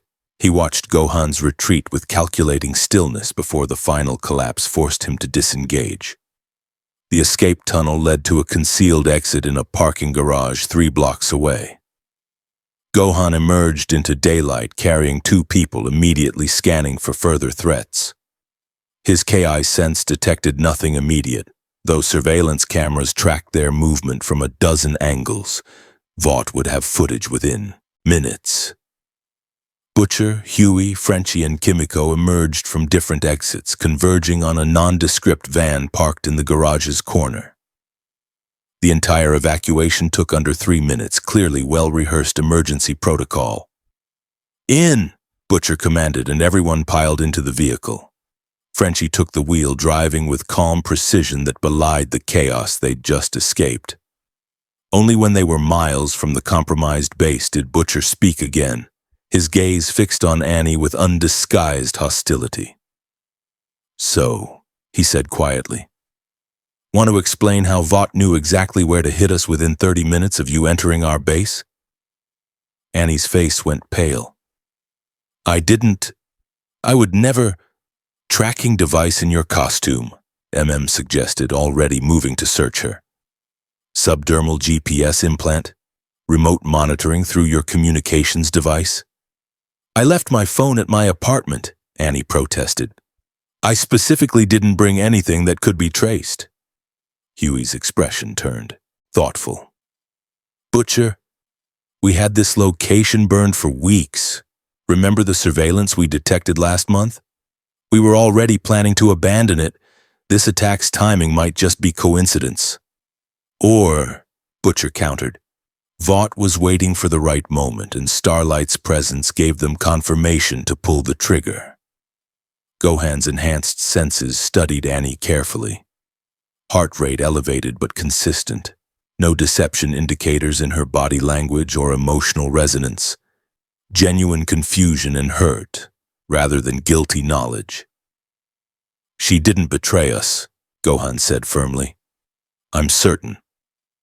"Your certainty means fuck all," Butcher snapped. "You've known her for an hour. I've been fighting Vought for 15 years. They're better at deception than you are at detecting it." "Then we verify," MM interrupted, his voice calm and reasonable. "Strip search, medical scan, check for any surveillance technology. If she's clean, she's clean. If not—" He left the implication hanging. Annie nodded, her jaw set with determination. "Do it. Whatever you need to prove I'm not a plant. I swear on everything I believe in I didn't lead them to you." "Swearing means nothing," Butcher said. "But fine. Medical scan it is. Frenchie, take us to the backup facility. We'll do a full workup before making any decisions." The van fell into tense silence as they navigated Manhattan's streets. Gohan sensed everyone's fear and suspicion radiating like heat, the fragile alliance already fracturing under pressure. His shoulder throbbed where Black Noir's blade had cut deep. The inhibitor's effects had fully worn off, but the encounter had taught him a harsh lesson. Vought had weapons specifically designed to counter superpowered individuals. Even his overwhelming strength could be compromised by clever application of technology and tactics. Annie sat beside him, her earlier confidence replaced by anxious uncertainty. She'd burned her life down to support what she believed was right, and now faced suspicion from the very people she'd tried to help. "Welcome to the boys' world," Gohan thought bitterly. where even genuine heroism gets treated as probable deception, and trust is a luxury that gets people killed. The backup facility turned out to be a veterinary clinic closed for renovation, one of several properties the boys maintained through shell companies for exactly this kind of emergency.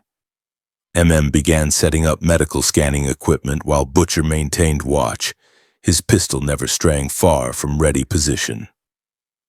"Strip," Butcher commanded Annie. "Everything. We check for tracking devices, implants, anything that could compromise operational security." Annie's face flushed with humiliation, but she complied without protest. Kimiko assisted with the search while Frenchie operated the scanning equipment, a portable X-ray and EM field detector cobbled together from medical surplus. Gohan turned away to give her privacy, focusing instead on treating his own wound. The cut from Black Noir's blade was already healing thanks to Scion physiology, but it had been deep enough to warrant attention. "Clean," announced after 20 minutes of thorough examination. "No implants, no tracking devices, no surveillance technology. If she's transmitting our location, it's through means we can't detect with current equipment." "Could be quantum-entangled particles," Butcher suggested, clearly grasping for reasons to maintain suspicion. "Or biological markers that broadcast on frequencies we're not monitoring." "Or," Huey said, his voice sharp with frustration, "she's actually telling the truth and Vought attacked our base because they've had it under surveillance for weeks and her public defection simply confirmed we were worth hitting right now." Butcher's expression remained skeptical, but he lowered his weapon. "Fine. Benefit of the doubt. For now. But you're on probation, Starlight. One wrong move, one inconsistency, anything that smells like deception, and I'll put you down myself. Clear?" "Crystal," Annie replied, her voice tight with suppressed anger as she redressed. Gohan's phone buzzed, a news alert. Homelander was giving a press conference, his expression grave as he addressed cameras. "Today, a dangerous foreign entity attacked Vought's security personnel in an unprovoked assault that left 17 brave men and women injured. This terrorist, working with known anti-superhero extremist organization The Boys, represents everything we've been warning America about: unregulated superpowers in the hands of those who hate our values." The broadcast cut to footage of Gohan's Super Saiyan transformation in the headquarters, edited to remove context. It looked like an unprovoked attack on defensive soldiers rather than a defensive response to an assassination team. The mysterious Super has been identified working alongside disgraced former 7-member Starlight, who earlier today posted a video filled with libelous accusations against Vought and the Seven. Together they represent a clear and present danger to American citizens.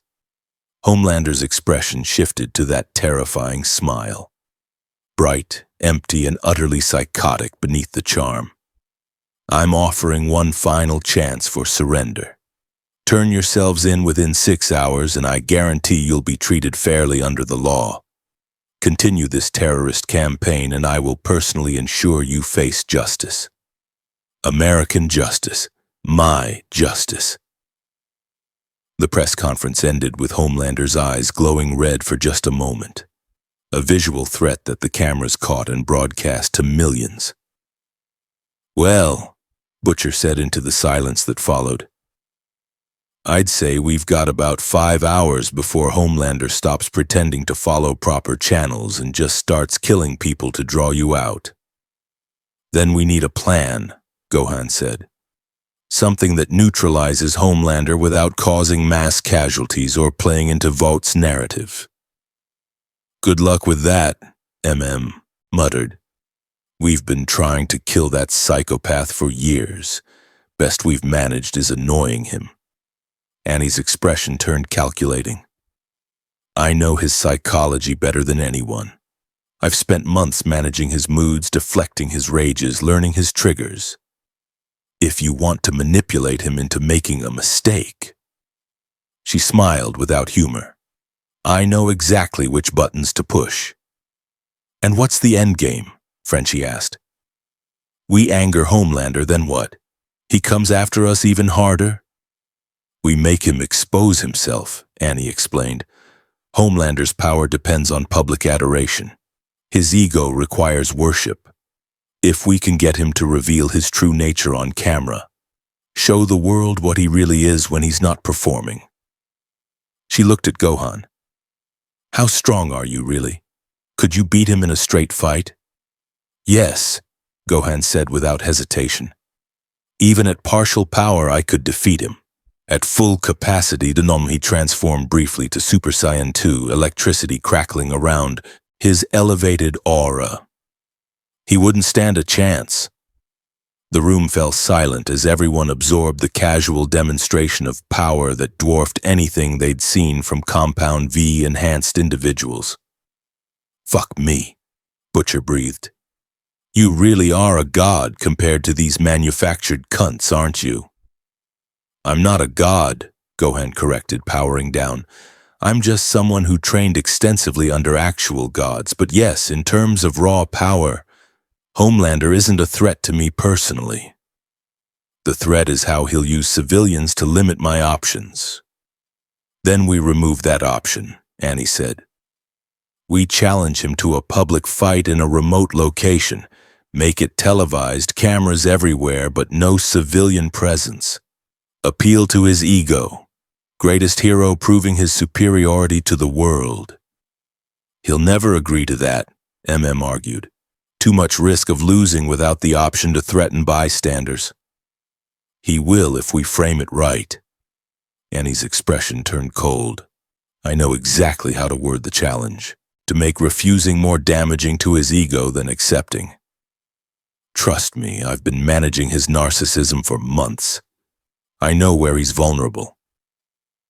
Gohan considered the plan, his tactical mind identifying flaws and opportunities. It was risky, dependent on psychological manipulation, and assumed Homelander would behave predictably despite his instability. But it was also the only plan that didn't involve either running away or fighting in populated areas where his power would cause catastrophic collateral damage. What happens after I beat him? Gohan asked. Assuming the fight goes as planned, then Vought's most valuable asset is neutralized, Butcher said, his eyes gleaming with dark satisfaction. Their stock price crashes, their military contracts get questioned, and most importantly, their grip on the superhero industry weakens enough that we can actually start holding them accountable. And Homelander himself? Gohan pressed.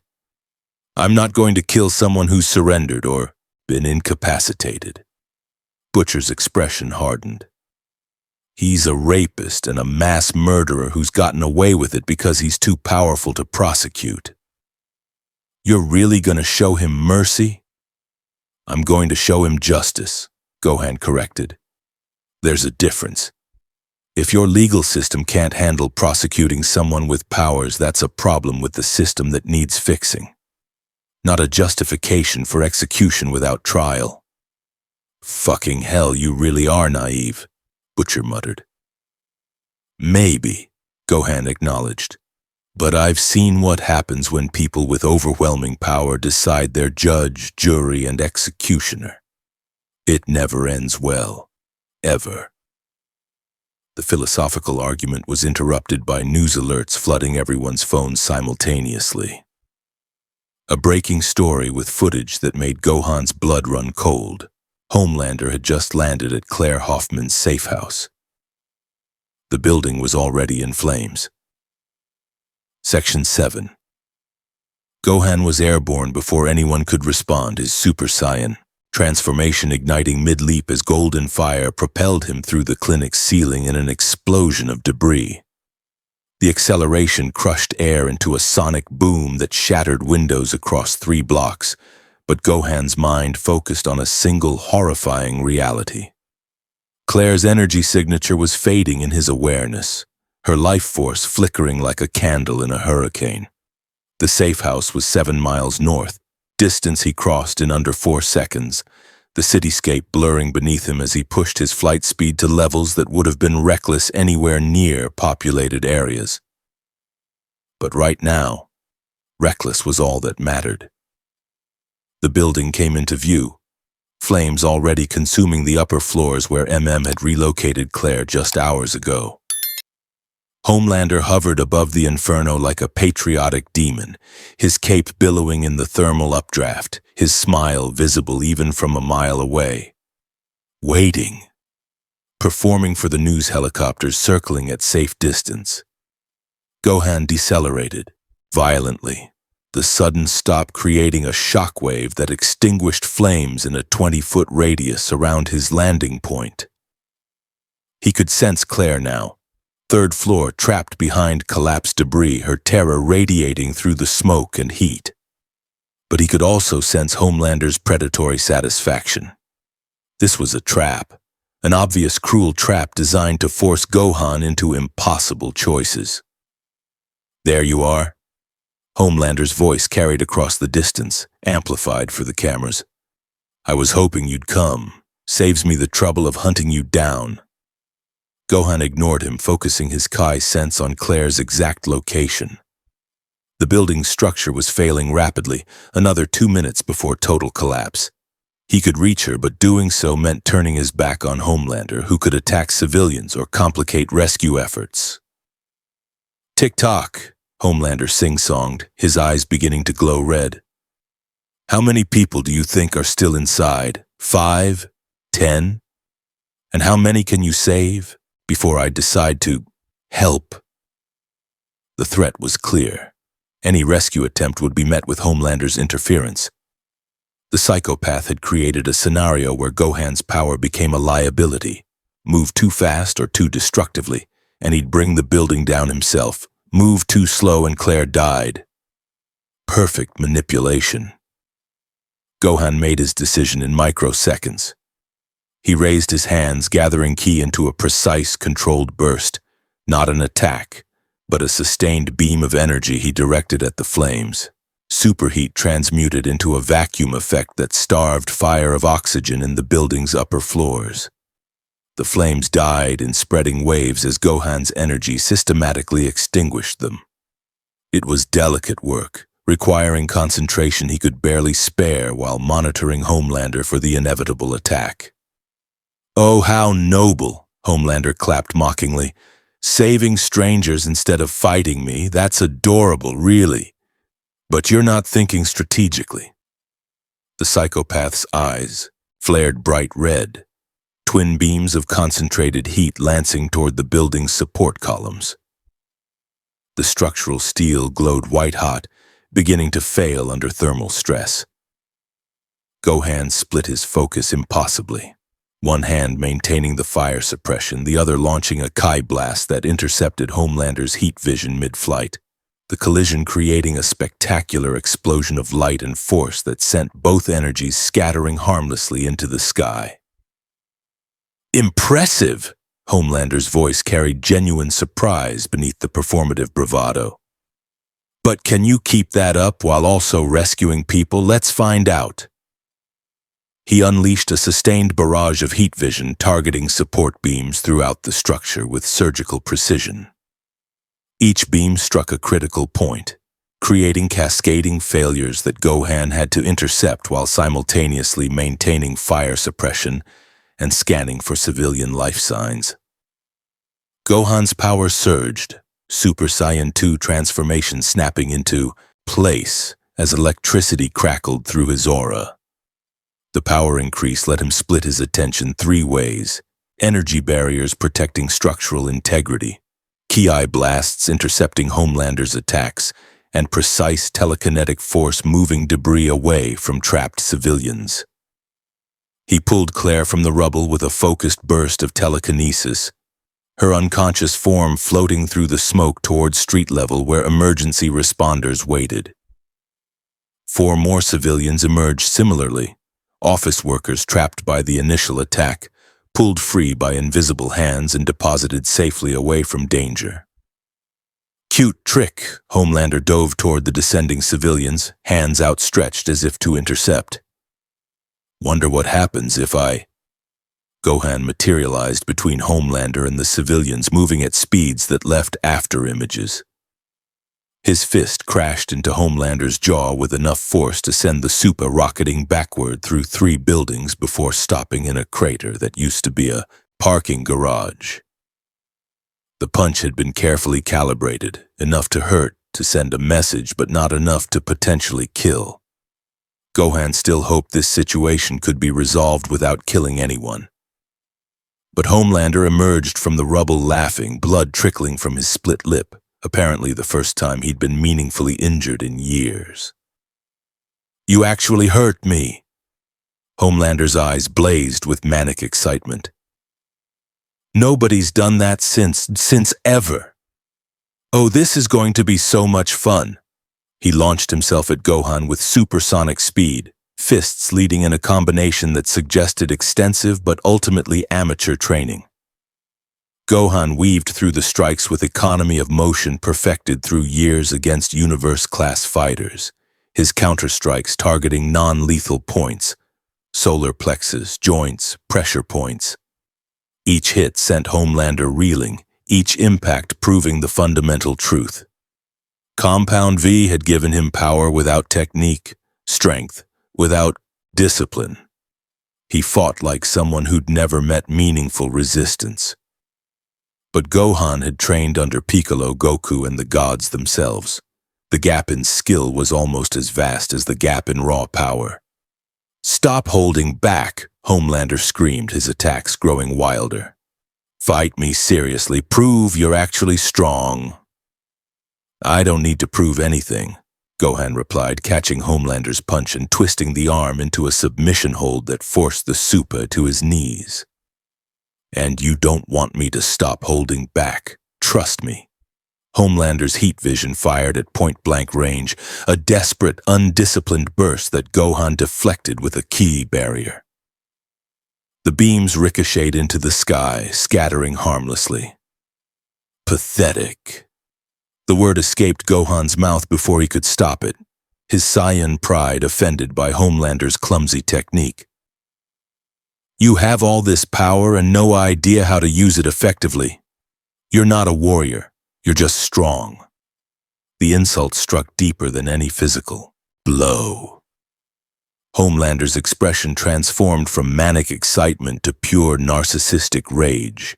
His power surged, not to greater heights, since he was apparently already at maximum capacity, but with completely abandoning any pretense of restraint or strategy. He began destroying everything around them.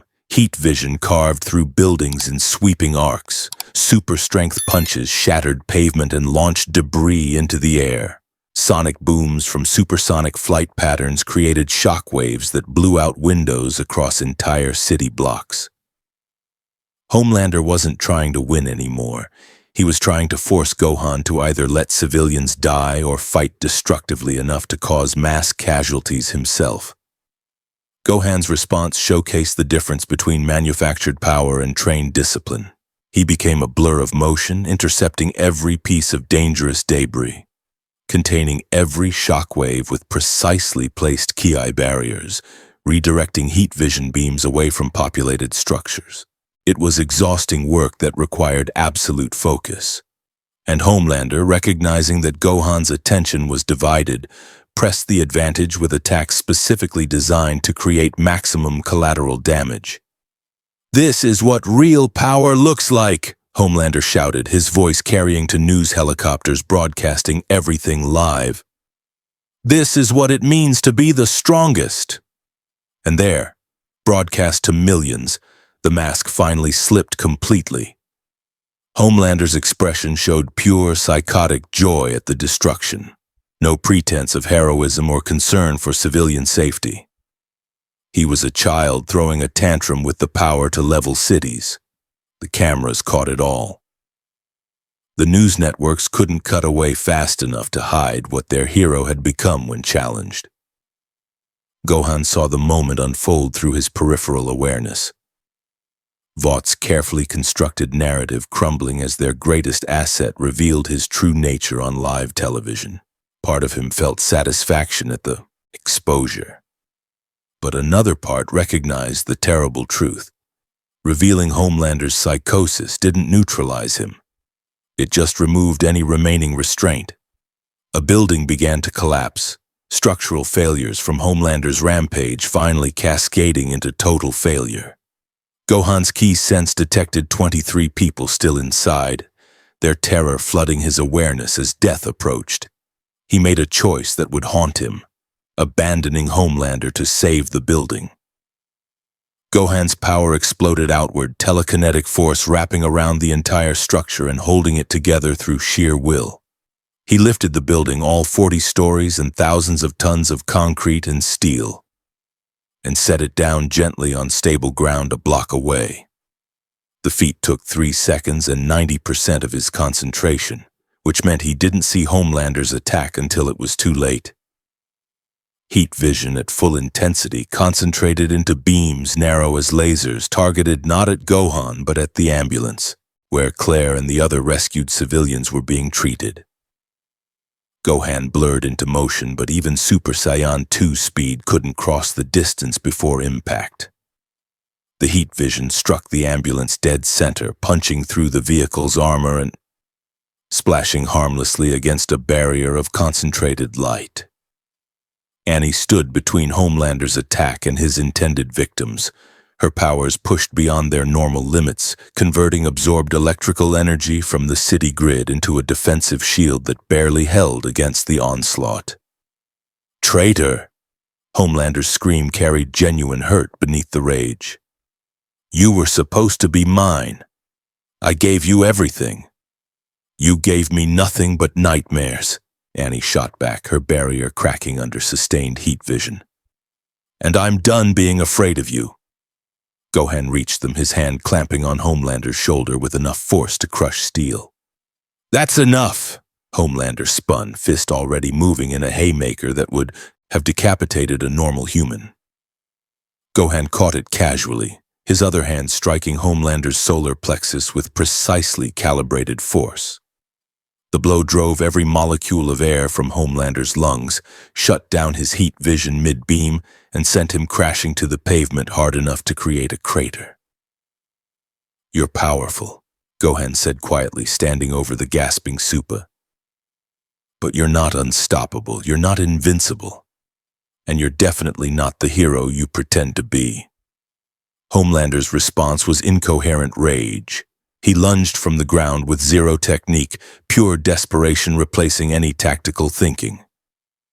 Gohan sidestepped, letting Homelander's momentum carry him past, then struck the base of his skull with an edge hand that would have killed a human but only stunned the compound V-enhanced psychopath. Homelander collapsed, conscious but temporarily unable to coordinate his enhanced abilities. The news helicopters circled above, their cameras broadcasting everything. Gohan became acutely aware of how this looked, him standing over Homelander's prone form, clearly dominant, clearly superior. He'd won, proven himself stronger than Vought's greatest asset, and in doing so he'd painted an even larger target on everyone associated with him. "Gohan," MM's voice crackled through a commandeered police radio. "Every Vought asset in the city is converging on your location. A-Train, the Deep, whatever Supes they've got on standby. You need to extract now." Gohan looked down at Homelander, who stared back with expression mixing hatred, humiliation, and something terrifyingly like obsession. "This isn't over," Homelander whispered. "I'm going to kill everyone you've ever cared about. Everyone you've ever spoken to. I'm going to burn your whole world down and make you watch." "You're going to prison," Gohan replied, "or psychiatric care. Somewhere you can't hurt people anymore." Homelander's laugh was broken and manic. "Prison? For me? You really don't understand this world at all. I'm Homelander. I'm the hero. And tomorrow Vought's PR department will spin this whole thing as a terrorist attack by you that I heroically survived. You'll be the villain, I'll be the victim, and the public will eat it up because that's what they want to believe." The terrible thing was, Gohan knew he was right. Already news chyrons were framing the fight as mysterious super attacks American hero. Homelander injured defending city. Foreign entity threatens homeland security. The fact that Homelander had deliberately endangered civilians, that he'd revealed his psychosis on camera, that he'd tried to murder people in an ambulance, all of it would be edited, contextualized, spun into a narrative where he remained the hero and Gohan the threat. Because that narrative was profitable, because Homelander's brand was worth billions, because admitting their greatest hero was a psychopathic monster would tank Vought's stock price and destroy their business model. Annie limped over, her powers exhausted from maintaining the barrier. We need to go. If A-Train and the others arrive while you're spent from this fight. I'm not spent, Gohan corrected. The battle had barely taxed his stamina, though the emotional weight of fighting while protecting civilians had been exhausting. But you're right. Standing here won't accomplish anything except getting more people hurt. He lifted Annie gently, preparing to fly to wherever the boys had regrouped. But before leaving, he looked directly at the closest news helicopter, knowing its camera was broadcasting live. I didn't come to this world to fight, Gohan said, his voice carrying on the wind. I came because I sensed overwhelming corruption and wanted to help. What you just witnessed wasn't heroism from Homelander. It was a psychopath throwing a tantrum when challenged. I don't care how Vought spins this. I don't care what narrative they sell. I know what I saw, and anyone who watched the unedited footage knows it too. He launched skyward, Annie secure in his arms, leaving Homelander in the rubble and the news crews scrambling to follow. The fight was over, but the war, the real war against institutional corruption so deep it had weaponized heroism itself, was just beginning. And as Gohan flew toward an uncertain rendezvous with the boys, one thought dominated his mind. How do you destroy every corrupt person when the corruption is woven into the fabric of society itself? When exposing truth doesn't matter because people prefer profitable lies? When the system is designed to protect monsters and criminalize those who challenge them? Butcher's words echoed with new weight. You'd have to kill billions, and A-Train's warning. The second you start down that road, you become exactly what you're fighting. Gohan had wanted to save this world. He'd promised to destroy every corrupt person in it. But what he'd learned in less than 24 hours was far more horrifying than any enemy he'd faced before. Some corruption couldn't be punched away. Some evil couldn't be defeated with overwhelming power. And some systems were designed to survive challenges by turning challengers into villains. The question was, could he find a way to fight that didn't require him to become a monster himself? Or would this world's cynical reality eventually break even a Saiyan warrior's idealism? Gohan was airborne before anyone could respond, his Super Saiyan transformation igniting mid-leap as golden fire propelled him through the clinic's ceiling in an explosion of debris. The acceleration crushed air into a sonic boom that shattered windows across 3 blocks. But Gohan's mind focused on a single horrifying reality. Claire's energy signature was fading in his awareness, her life force flickering like a candle in a hurricane. The safe house was 7 miles north, distance he crossed in under 4 seconds, the cityscape blurring beneath him as he pushed his flight speed to levels that would have been reckless anywhere near populated areas. But right now, reckless was all that mattered. The building came into view, flames already consuming the upper floors where MM had relocated Claire just hours ago. Homelander hovered above the inferno like a patriotic demon, his cape billowing in the thermal updraft, his smile visible even from a mile away. Waiting, performing for the news helicopters circling at safe distance. Gohan decelerated violently, the sudden stop creating a shock wave that extinguished flames in a 20-foot radius around his landing point. He could sense Claire now, Third floor, trapped behind collapsed debris, her terror radiating through the smoke and heat. But he could also sense Homelander's predatory satisfaction. This was a trap. An obvious cruel trap designed to force Gohan into impossible choices. "There you are!" Homelander's voice carried across the distance, amplified for the cameras. "I was hoping you'd come. Saves me the trouble of hunting you down." Gohan ignored him, focusing his ki sense on Claire's exact location. The building structure was failing rapidly, another 2 minutes before total collapse. He could reach her, but doing so meant turning his back on Homelander, who could attack civilians or complicate rescue efforts. "Tick-tock," Homelander sing-songed, his eyes beginning to glow red. "How many people do you think are still inside? 5, 10. And how many can you save before I decide to help?" The threat was clear. Any rescue attempt would be met with Homelander's interference. The psychopath had created a scenario where Gohan's power became a liability. Move too fast or too destructively, and he'd bring the building down himself. Move too slow, and Claire died. Perfect manipulation. Gohan made his decision in microseconds. He raised his hands, gathering ki into a precise, controlled burst. Not an attack, but a sustained beam of energy he directed at the flames. Superheat transmuted into a vacuum effect that starved fire of oxygen in the building's upper floors. The flames died in spreading waves as Gohan's energy systematically extinguished them. It was delicate work, requiring concentration he could barely spare while monitoring Homelander for the inevitable attack. "Oh, how noble!" Homelander clapped mockingly. "Saving strangers instead of fighting me, that's adorable, really, but you're not thinking strategically." The psychopath's eyes flared bright red, twin beams of concentrated heat lancing toward the building's support columns.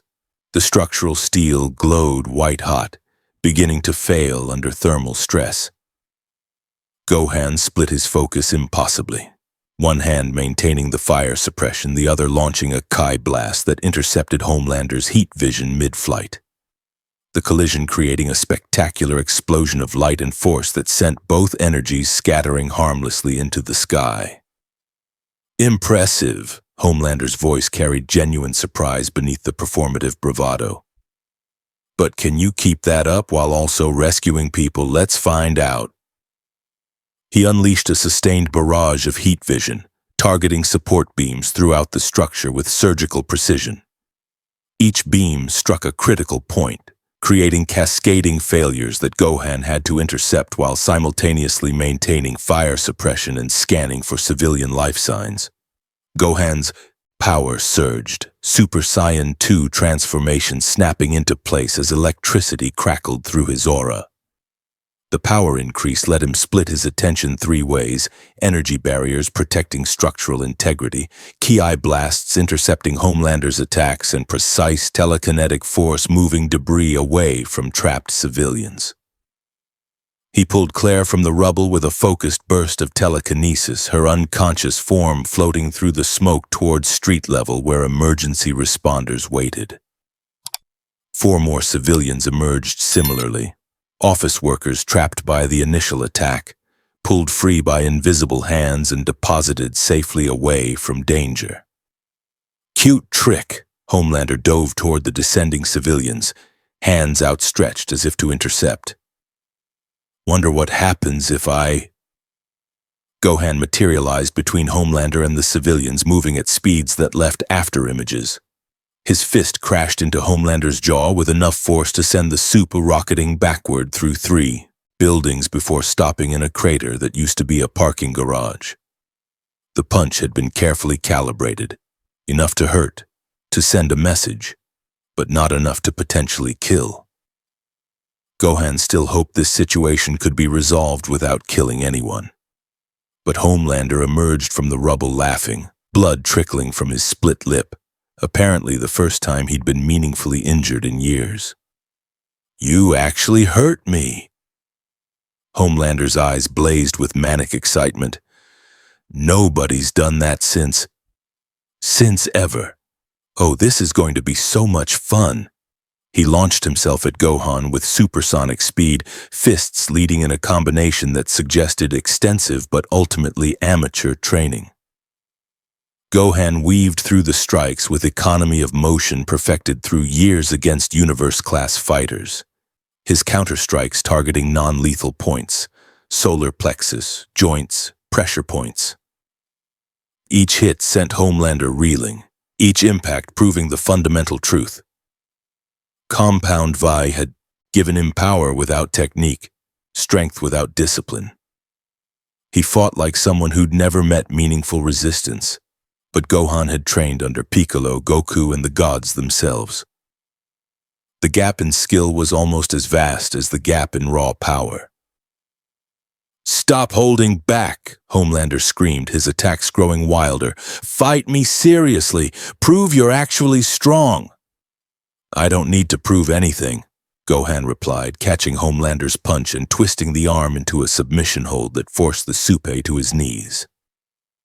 "And you don't want me to stop holding back, trust me."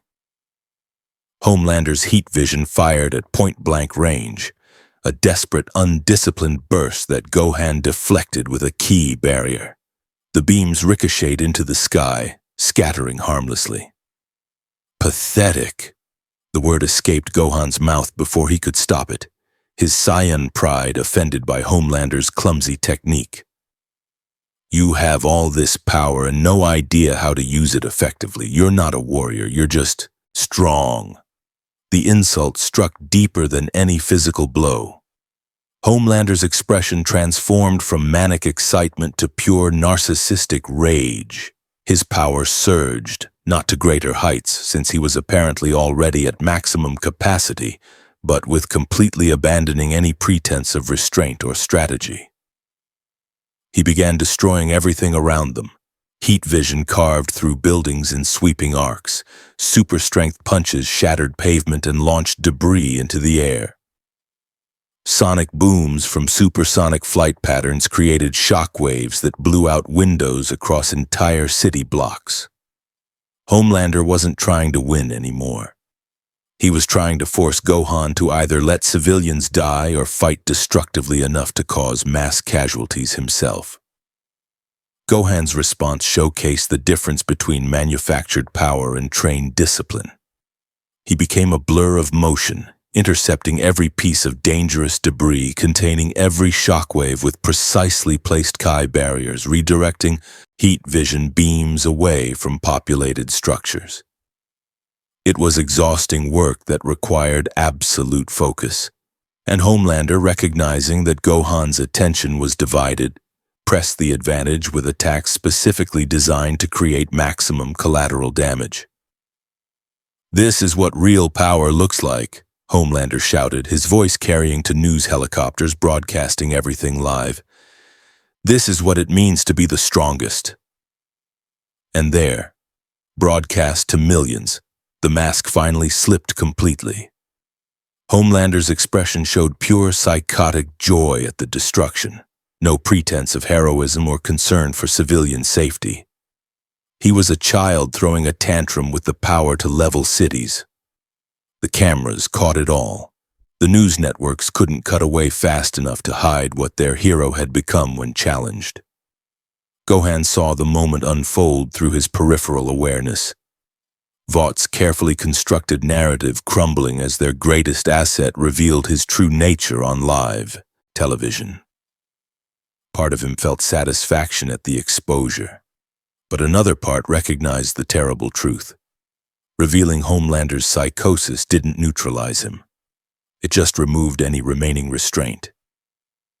A building began to collapse, structural failures from Homelander's rampage finally cascading into total failure. Gohan's ki sense detected 23 people still inside, their terror flooding his awareness as death approached. He made a choice that would haunt him, abandoning Homelander to save the building. Gohan's power exploded outward, telekinetic force wrapping around the entire structure and holding it together through sheer will. He lifted the building, all 40 stories and thousands of tons of concrete and steel, and set it down gently on stable ground a block away. The feat took 3 seconds and 90% of his concentration, which meant he didn't see Homelander's attack until it was too late. Heat vision at full intensity, concentrated into beams narrow as lasers, targeted not at Gohan but at the ambulance where Claire and the other rescued civilians were being treated. Gohan blurred into motion, but even Super Saiyan 2 speed couldn't cross the distance before impact. The heat vision struck the ambulance dead center, punching through the vehicle's armor and splashing harmlessly against a barrier of concentrated light.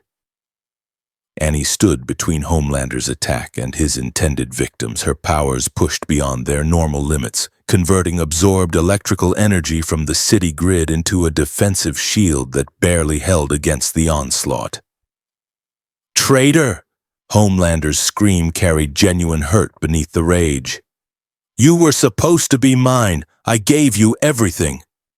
"You gave me nothing but nightmares," Annie shot back, her barrier cracking under sustained heat vision. "And I'm done being afraid of you." Gohan reached them, his hand clamping on Homelander's shoulder with enough force to crush steel. "That's enough!" Homelander spun, fist already moving in a haymaker that would have decapitated a normal human. Gohan caught it casually, his other hand striking Homelander's solar plexus with precisely calibrated force. The blow drove every molecule of air from Homelander's lungs, shut down his heat vision mid-beam, and sent him crashing to the pavement hard enough to create a crater. "You're powerful," Gohan said quietly, standing over the gasping Supes. "But you're not unstoppable, you're not invincible, and you're definitely not the hero you pretend to be." Homelander's response was incoherent rage. He lunged from the ground with zero technique, pure desperation replacing any tactical thinking.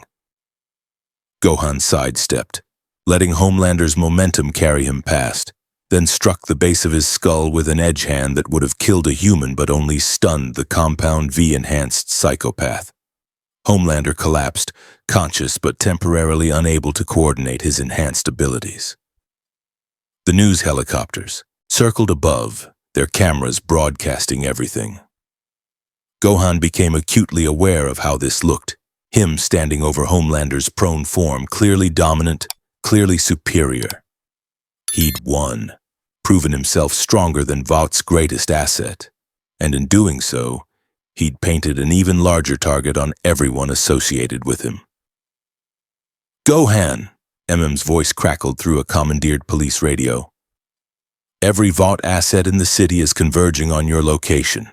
A-Train, the Deep, whatever Supes they've got on standby. You need to extract now." Gohan looked down at Homelander, who stared back with expression mixing hatred, humiliation, and something terrifyingly like obsession. "This isn't over," Homelander whispered. "I'm going to kill everyone you've ever cared about, everyone you've ever spoken to. I'm going to burn your whole world down and make you watch." "You're going to prison," Gohan replied. "Or psychiatric care, somewhere you can't hurt people anymore." Homelander's laugh was broken and manic. "Prison? For me? You really don't understand this world at all. I'm Homelander. I'm the hero. And tomorrow, Vought's PR department will spin this whole thing as a terrorist attack by you that I heroically survived. You'll be the villain. I'll be the victim. And the public will eat it up because that's what they want to believe." The terrible thing was, Gohan knew he was right. Already news chyrons were framing the fight as mysterious super attacks American hero. Homelander injured defending city. Foreign entity threatens homeland security. The fact that Homelander had deliberately endangered civilians, that he'd revealed his psychosis on camera, that he'd tried to murder people in an ambulance, all of it would be edited, contextualized, spun into a narrative where he remained the hero and Gohan the threat. Because that narrative was profitable. Because Homelander's brand was worth billions. Because admitting their greatest hero was a psychopathic monster would tank Vought's stock price and destroy their business model. Annie limped over, her powers exhausted from maintaining the barrier. We need to go. If A-Train and the others arrive while you're spent from this fight— I'm not spent, Gohan corrected. The battle had barely taxed his stamina, though the emotional weight of fighting while protecting civilians had been exhausting. But you're right. Standing here won't accomplish anything except getting more people hurt. He lifted Annie gently, preparing to fly to wherever the boys had regrouped. But before leaving, he looked directly at the closest news helicopter, knowing its camera was broadcasting live. I didn't come to this world to fight, Gohan said, his voice carrying on the wind. I came because I sensed overwhelming corruption and wanted to help. What you just witnessed wasn't heroism from Homelander. It was a psychopath throwing a tantrum when challenged. I don't care how Vought spins this. I don't care what narrative they sell. I know what I saw. And anyone who watched the unedited footage knows it too. He launched skyward, Annie secure in his arms, leaving Homelander in the rubble and the news crews scrambling to follow. The fight was over. But the war, the real war against institutional corruption so deep it had weaponized heroism itself, was just beginning. And as Gohan flew toward an uncertain rendezvous with the boys, one thought dominated his mind. How do you destroy every corrupt person when the corruption is woven into the fabric of society itself? When exposing truth doesn't matter because people prefer profitable lies? When the system is designed to protect monsters and criminalize those who challenge them? Butcher's words echoed with new weight. You'd have to kill billions. And A-Train's warning, the second you start down that road, you become exactly what you're fighting. Gohan had wanted to save this world. He'd promised to destroy every corrupt person in it. But what he'd learned in less than 24 hours was far more horrifying than any enemy he'd faced before. Some corruption couldn't be punched away. Some evil couldn't be defeated with overwhelming power. And some systems were designed to survive challenges by turning challengers into villains. The question was, could he find a way to fight that didn't require him to become a monster himself? Or would this world's cynical reality eventually break even a Saiyan warrior's idealism? The rendezvous point was a decommissioned industrial warehouse on the Hudson River, far enough from Manhattan's density to provide early warning of approaching threats. Gohan landed with Annie, both of them immediately surrounded by the boys, weapons drawn, expressions grim and tension thick enough to cut.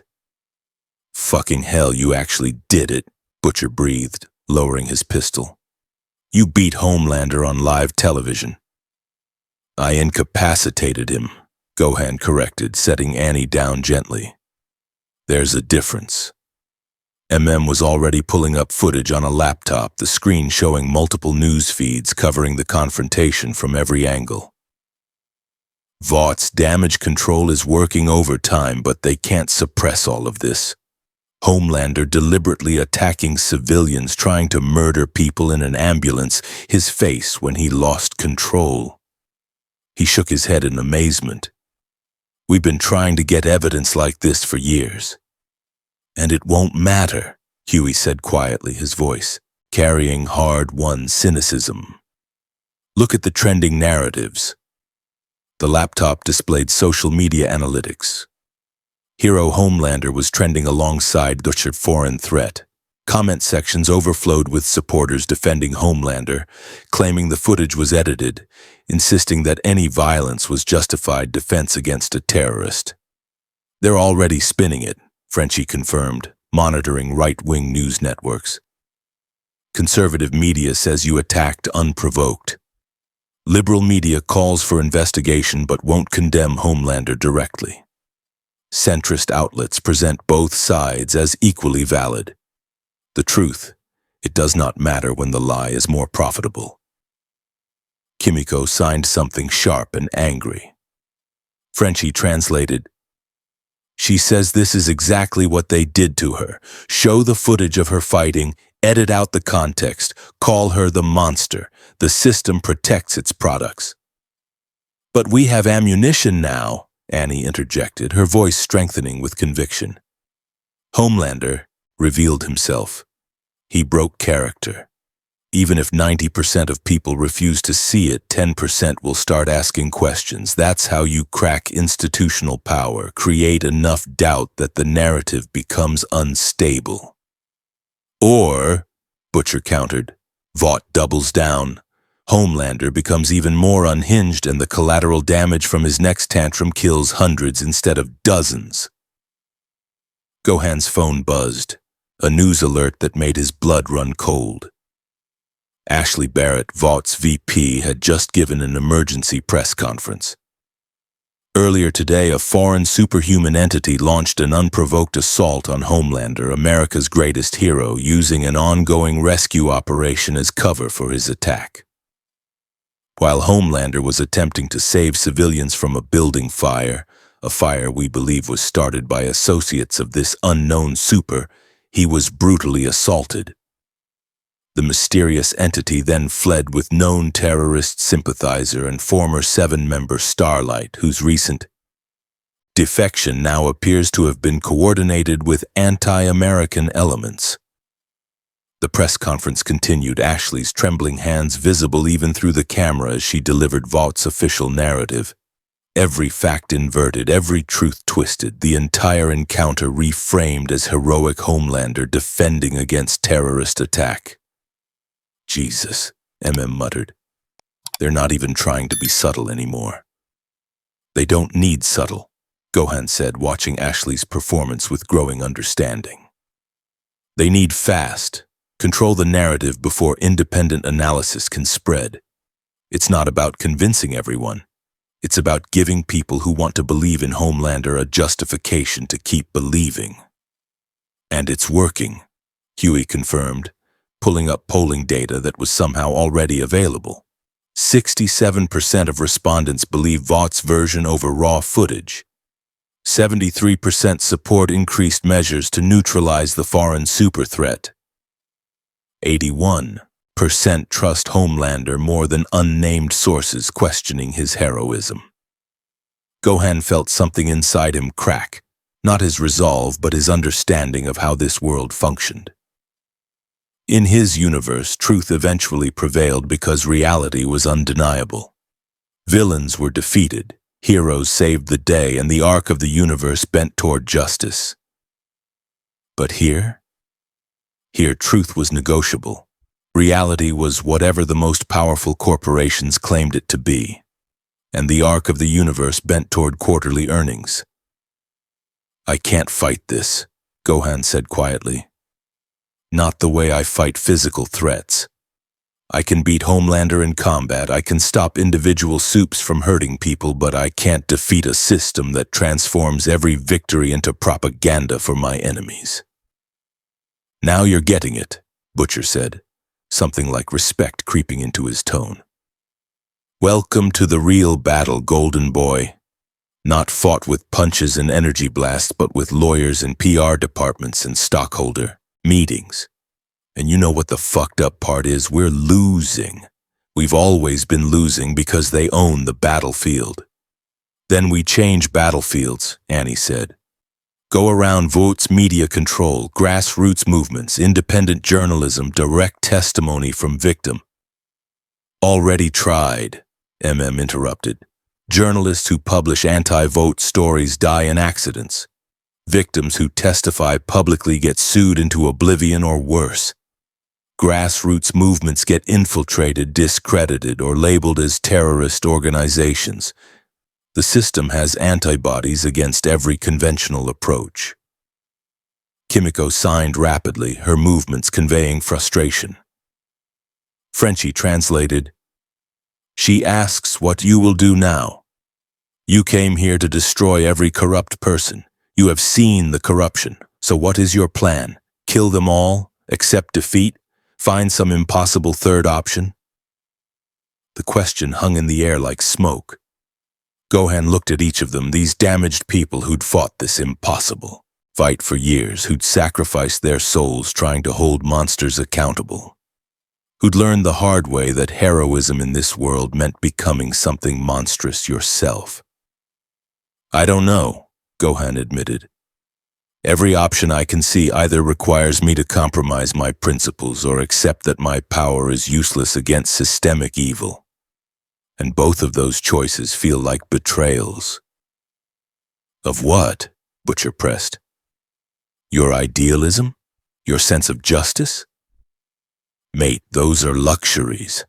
In this world, you don't get to be both effective and morally pure. You choose one or the other. That's not true, Gohan insisted, though his voice carried less certainty than before. There has to be a way to fight corruption without becoming corrupt. To hold powerful people accountable without becoming judge, jury, and executioner. To change systems through... The warehouse door exploded inward in a shower of metal and concrete.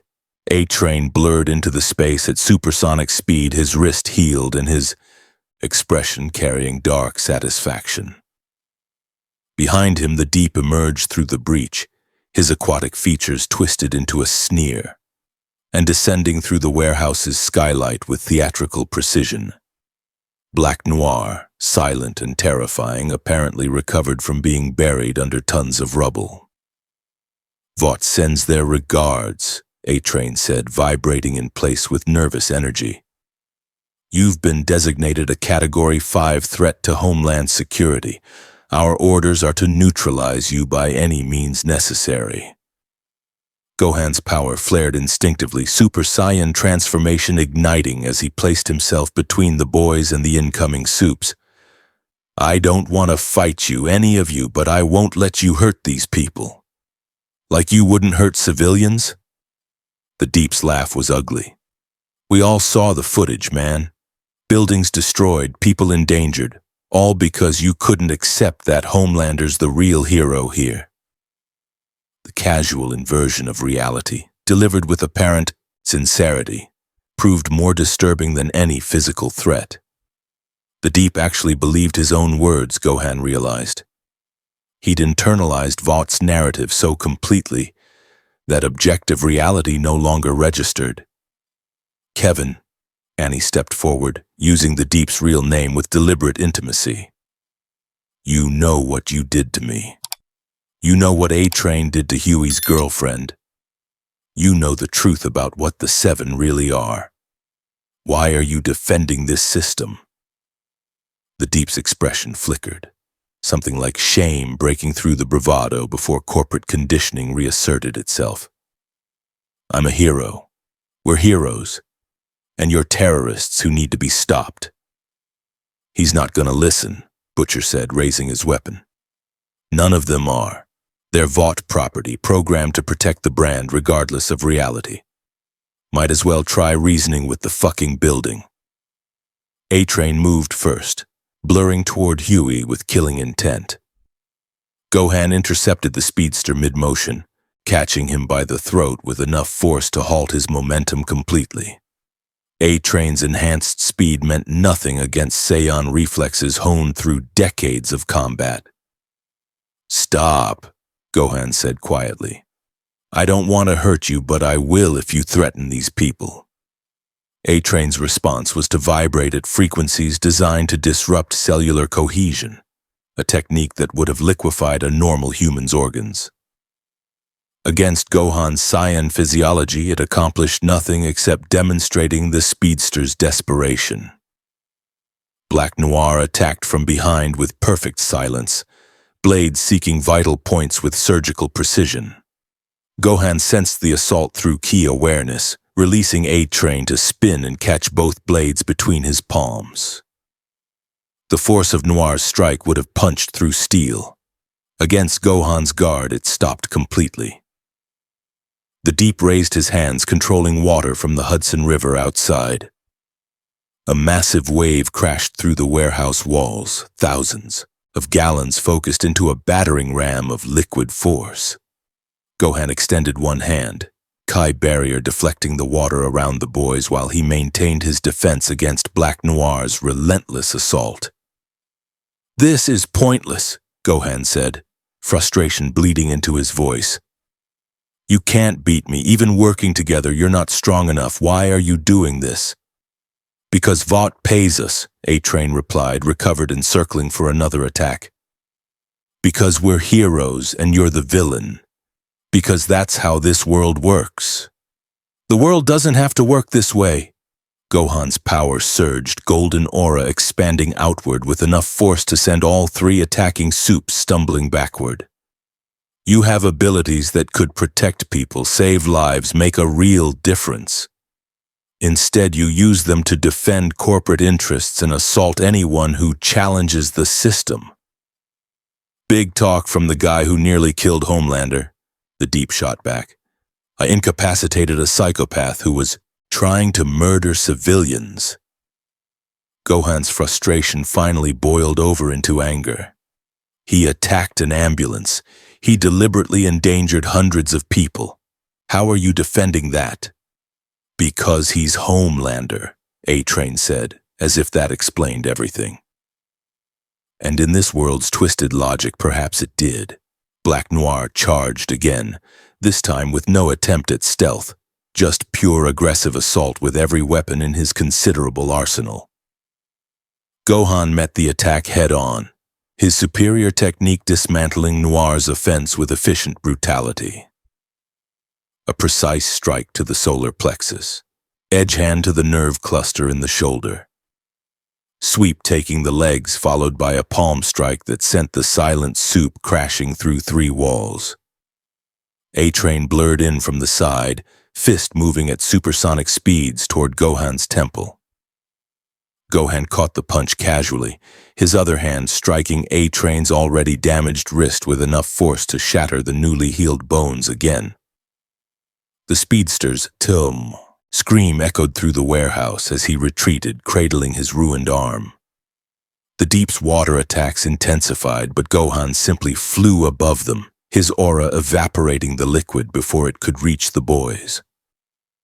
From his elevated position, he could see the futility of this entire confrontation. Three outmatched Supes following orders from a corporation that saw them as expendable assets, fighting a battle they couldn't win to protect a system that exploited them. "Stand down," Gohan commanded, his voice carrying undeniable authority. "This accomplishes nothing except getting you hurt. I don't want to injure you further, but I will if you continue attacking." "We can't stop," the Deep said, and for the first time Gohan heard genuine fear in his voice. "If we fail this mission, if we let you escape, Vought will replace us. We'll lose everything. Our careers, our fame, our purpose. We're nothing without the Seven." The admission revealed the true chains binding these Supes, not physical power, but economic and psychological dependence on the system that created them. They weren't defending Vought out of loyalty or belief. They were defending their own relevance, their identity, their value in a world that measured worth in brand recognition and Q ratings. "Your people," Gohan said, his anger fading into something like pity. "You have value beyond what Vought assigns you. You could walk away from this, use your abilities independently, actually help others instead of serving corporate interests. And go where?" A-Train's laugh was bitter despite his pain. "Do what? We're superheroes. This is all we know, all we are. Without Vought managing our brand, without the Seven giving us legitimacy, we're just freaks with powers that scare normal people." The warehouse fell into strange stillness as the fight paused, replaced by something more devastating than physical combat. The revelation of how thoroughly Vought had broken these people convinced them that their worth existed only within the system that exploited them. "This is the real evil," Annie said quietly. "Not just the crimes Homelander commits or the corruption Vought enables. It's how they take people with abilities, people who could be genuine heroes, and turn them into products so thoroughly that they can't even imagine existing outside the brand. "Shut up, traitor," the Deep snapped, but his heart wasn't in it. "You don't get to lecture us about selling out. You did the same thing until Golden Boy here gave you an excuse to pretend you're better than us." "I'm not better," Annie acknowledged. "I'm just trying to be. And so could all of you if you—" The Deep's attack cut her off, a desperate, wild assault with the last of his water reserves. Not aimed at Gohan, but at Annie, apparently deciding the traitor deserved punishment more than the primary threat. Gohan moved without thinking, placing himself between the attack and Annie. The water crashed against his aura and evaporated harmlessly. But the intent behind the assault, targeting someone weaker because she dared to speak truth, triggered something in Gohan that careful restraint had been holding back. His power surged to Super Saiyan 2, electricity crackling through his golden aura as his patience finally shattered. He appeared in front of the Deep faster than the aquatic Supe could perceive, his hand gripping the man's throat with enough force to lift him off the ground. "You attacked her," Gohan said, his voice cold. "She was trying to help you, trying to show you a way out of this exploitation, and you attacked her for it." "Gohan," Annie's voice carried warning. "Don't. He's not worth it." But Gohan wasn't listening anymore. He was tired, exhausted by a world where truth didn't matter, where evidence meant nothing, where genuine heroism got labeled terrorism while corporate-sponsored psychopaths got called heroes. He was tired of fighting with one hand tied behind his back while his enemies used every dirty tactic available. He was tired of watching good people suffer because bad people had better lawyers. Most of all, he was tired of being told that effectiveness required moral compromise, that changing this system meant becoming monstrous, that his idealism was naive weakness rather than principled strength. "You know what the worst part is?" Gohan said to the Deep, his grip tightening as the Supes struggled uselessly. "You're victims too. Vought created you, exploited you, turned you into weapons and brands and revenue streams. You should be allies in fighting this corruption. Instead, you're so broken by the system that you defend it even as it destroys you." The Deep's face purpled as oxygen deprivation set in. Black Noir struggled to his feet in the background, preparing another assault. A-Train clutched his shattered wrist, his expression mixing fear and calculation as he considered whether to flee or continue fighting. And Gohan stood there, the most powerful being in the room by orders of magnitude, faced with the same impossible choice that had defined every encounter since he arrived in this world. Hurt people to save people, kill to prevent killing, become monstrous to fight monsters. Or accept that his power was useless against evil, too diffuse to punch, too institutional to defeat with overwhelming force, too profitable to expose through mere evidence. "Let him go," Butcher said quietly. "He's not the enemy. He's just another symptom." Gohan's hand trembled. Every instinct screamed to squeeze, to eliminate the threat, to make an example that would finally make these people understand the consequences of defending corruption. But he'd seen where that path led. He'd watched Vegeta walk it, seen his father struggle with it, witnessed countless fighters fall into the trap of believing that overwhelming power justified overwhelming violence. He released the Deep, who collapsed gasping and terrified. "Get out," Gohan said, "all of you. Tell Vought that I'm done playing their game. Tell them I'm not their enemy, I'm not a terrorist, and I'm not backing down. But I'm also not going to hurt people just to prove a point." A-Train helped the Deep to his feet, the two Supes retreating toward the breach with undisguised relief. Black Noir remained motionless for a long moment, his masked face unreadable before following his teammates into the night. "Well, that was fucking stupid," Butcher said once they were gone. "You had them beaten, could have ended the threat permanently, and you let them go to report back to Vought with first-hand intel on your capabilities and limitations. I'm not an executioner, Gohan replied, his power fading back to base form. And I'm not going to start killing people just because it's tactically advantageous. Even when those people are working for an organization that traffics in rape and murder? Butcher pressed. Even when showing mercy to them means they'll come back with reinforcements to hurt innocents? Even then, Gohan met Butcher's gaze steadily. Because the moment I decide that killing is acceptable if the target is bad enough, I become the thing I'm fighting against. Power without accountability. Justice without due process, a God deciding who deserves to live and who deserves to die. Then you're useless, Butcher said flatly. You've got enough power to level cities, enough strength to kill every Supe on the planet, and you're handicapping yourself with principles that get people killed. You want to know the truth, Golden Boy? You can't save this world. Not without becoming the very monster you refuse to be. The words hit like physical blows because Gohan feared they were true. Every encounter since arriving had proven the same harsh lesson. His power was vast, but his principles limited how he could use it. And in a world where his enemies had no such limitations, where corporations and psychopaths operated without moral constraint, his idealism might indeed be fatal weakness. Maybe you're right, Gohan said quietly. Maybe I can't save this world the way I've saved mine. Maybe corruption this deep, this systemic, this profitable can't be fixed by someone who won't compromise their values. He looked at the boys. Butcher's cynical calculation, MM's exhausted pragmatism, Huey's damaged idealism, Frenchie's guilty competence, Kimiko's silent rage, Annie's desperate hope. But I have to try. Because if I don't, if I accept that the only way to fight evil is to become evil, then what's the point of having power at all?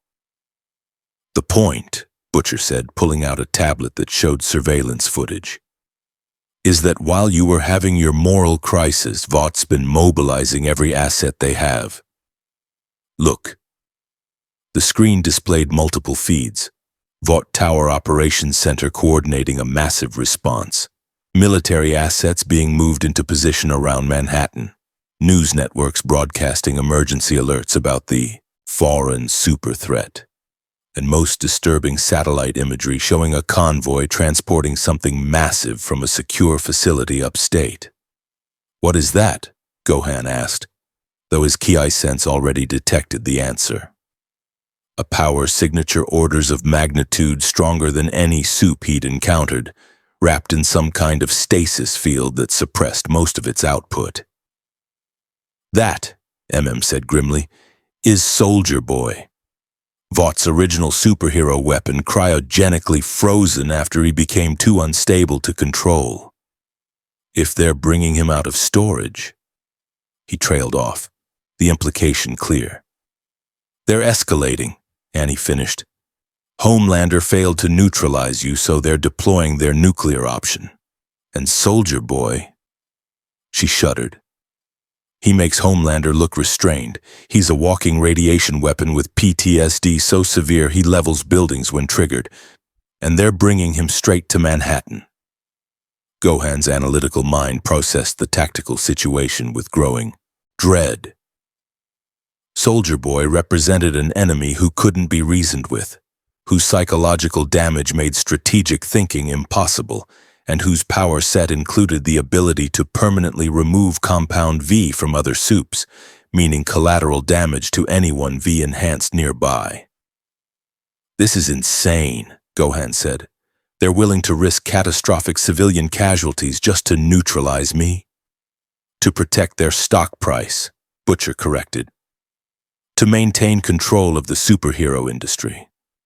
To prove that challenges to Vought's authority get crushed with overwhelming force. His smile turned savage. But they just made a critical mistake. What mistake? They showed us they're desperate enough to deploy Soldier Boy, which means they're afraid. Really afraid. and afraid corporations make sloppy decisions. Butcher pulled up more footage, the convoy's route, its security detail, the timeline for reaching Manhattan. We've got maybe 6 hours before he arrives, 6 hours to decide, do we run, hide, and let Vought win? Or do we use their desperation against them? How? Huey asked. Soldier Boy's nearly as powerful as Homelander and way less stable, even if Gohan can beat him. It's not about beating him, Butcher interrupted.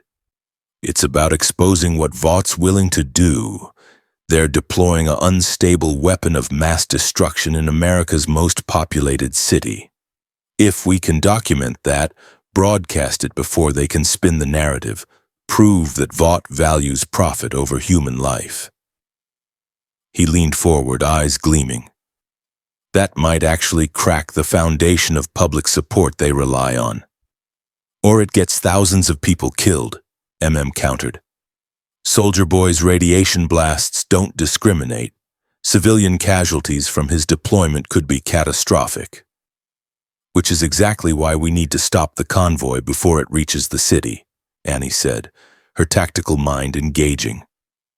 Intercept Soldier Boy in a remote location, contain him, and document Vought's willingness to weaponize him despite the danger.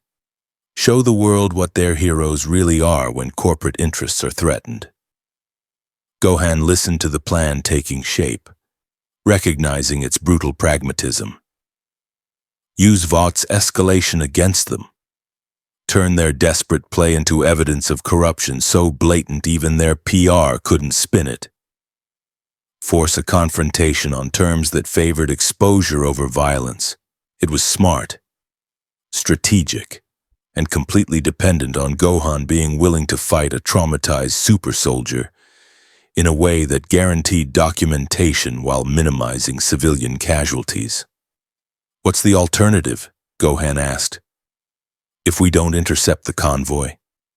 They bring Soldier Boy to Manhattan. He goes nuclear in a populated area trying to kill you and hundreds die in the crossfire, Frenchie said. Then Vought blames you for the casualties. Soldier Boy gets put back in storage as if nothing happened, and the system continues unchanged. Unless, Kimiko signed with Frenchie translating, you kill Soldier Boy first. Eliminate the threat before it reaches the city. But that requires you to cross the line you've been refusing to cross. There it was, the choice that had been building since Gohan arrived in this world. The impossible decision between principles and effectiveness, between maintaining his values and accepting that this world's evil required darker methods to combat. Kill Soldier Boy preemptively, saving potential hundreds of civilian casualties but becoming an executioner who murdered a damaged man before he'd committed any crime in this timeline. Or try to contain him non-lethally, risking that his instability would cause exactly the catastrophic casualties Gohan was trying to prevent. I won't kill him, Gohan said finally, but I will stop the convoy, contain Soldier Boy, and make sure the world sees what Vought's willing to do. We fight this their way, with evidence, documentation, and public exposure, but we do it my way. No executions. No becoming the monsters we're fighting. Then you better be as strong as you think you are, Butcher said, because Soldier Boy's going to test every principle you've got. And if you're wrong, if your idealism gets people killed, their blood is on your hands. Gohan nodded, accepting the weight of that responsibility. Then I better not be wrong. The warehouse fell silent as the boys prepared for the operation. Weapons loaded, vehicles fueled, surveillance equipment checked. They'd done this before, planned desperate operations against impossible odds, knowing the system was designed to crush them, fighting anyway because the alternative was surrender. But this time, they had something they'd never had before. Someone with power vast enough to actually challenge Vought's strongest assets. Someone naive enough to believe that overwhelming force could be used without becoming overwhelming evil. Someone stupid enough to think that principles mattered more than pragmatic survival. Gohan stood apart, centering himself through meditation learned from Piccolo and refined through years of combat. He reached out with his key sense, mapping the convoy's approach, feeling Soldier Boy's suppressed power struggling against its containment.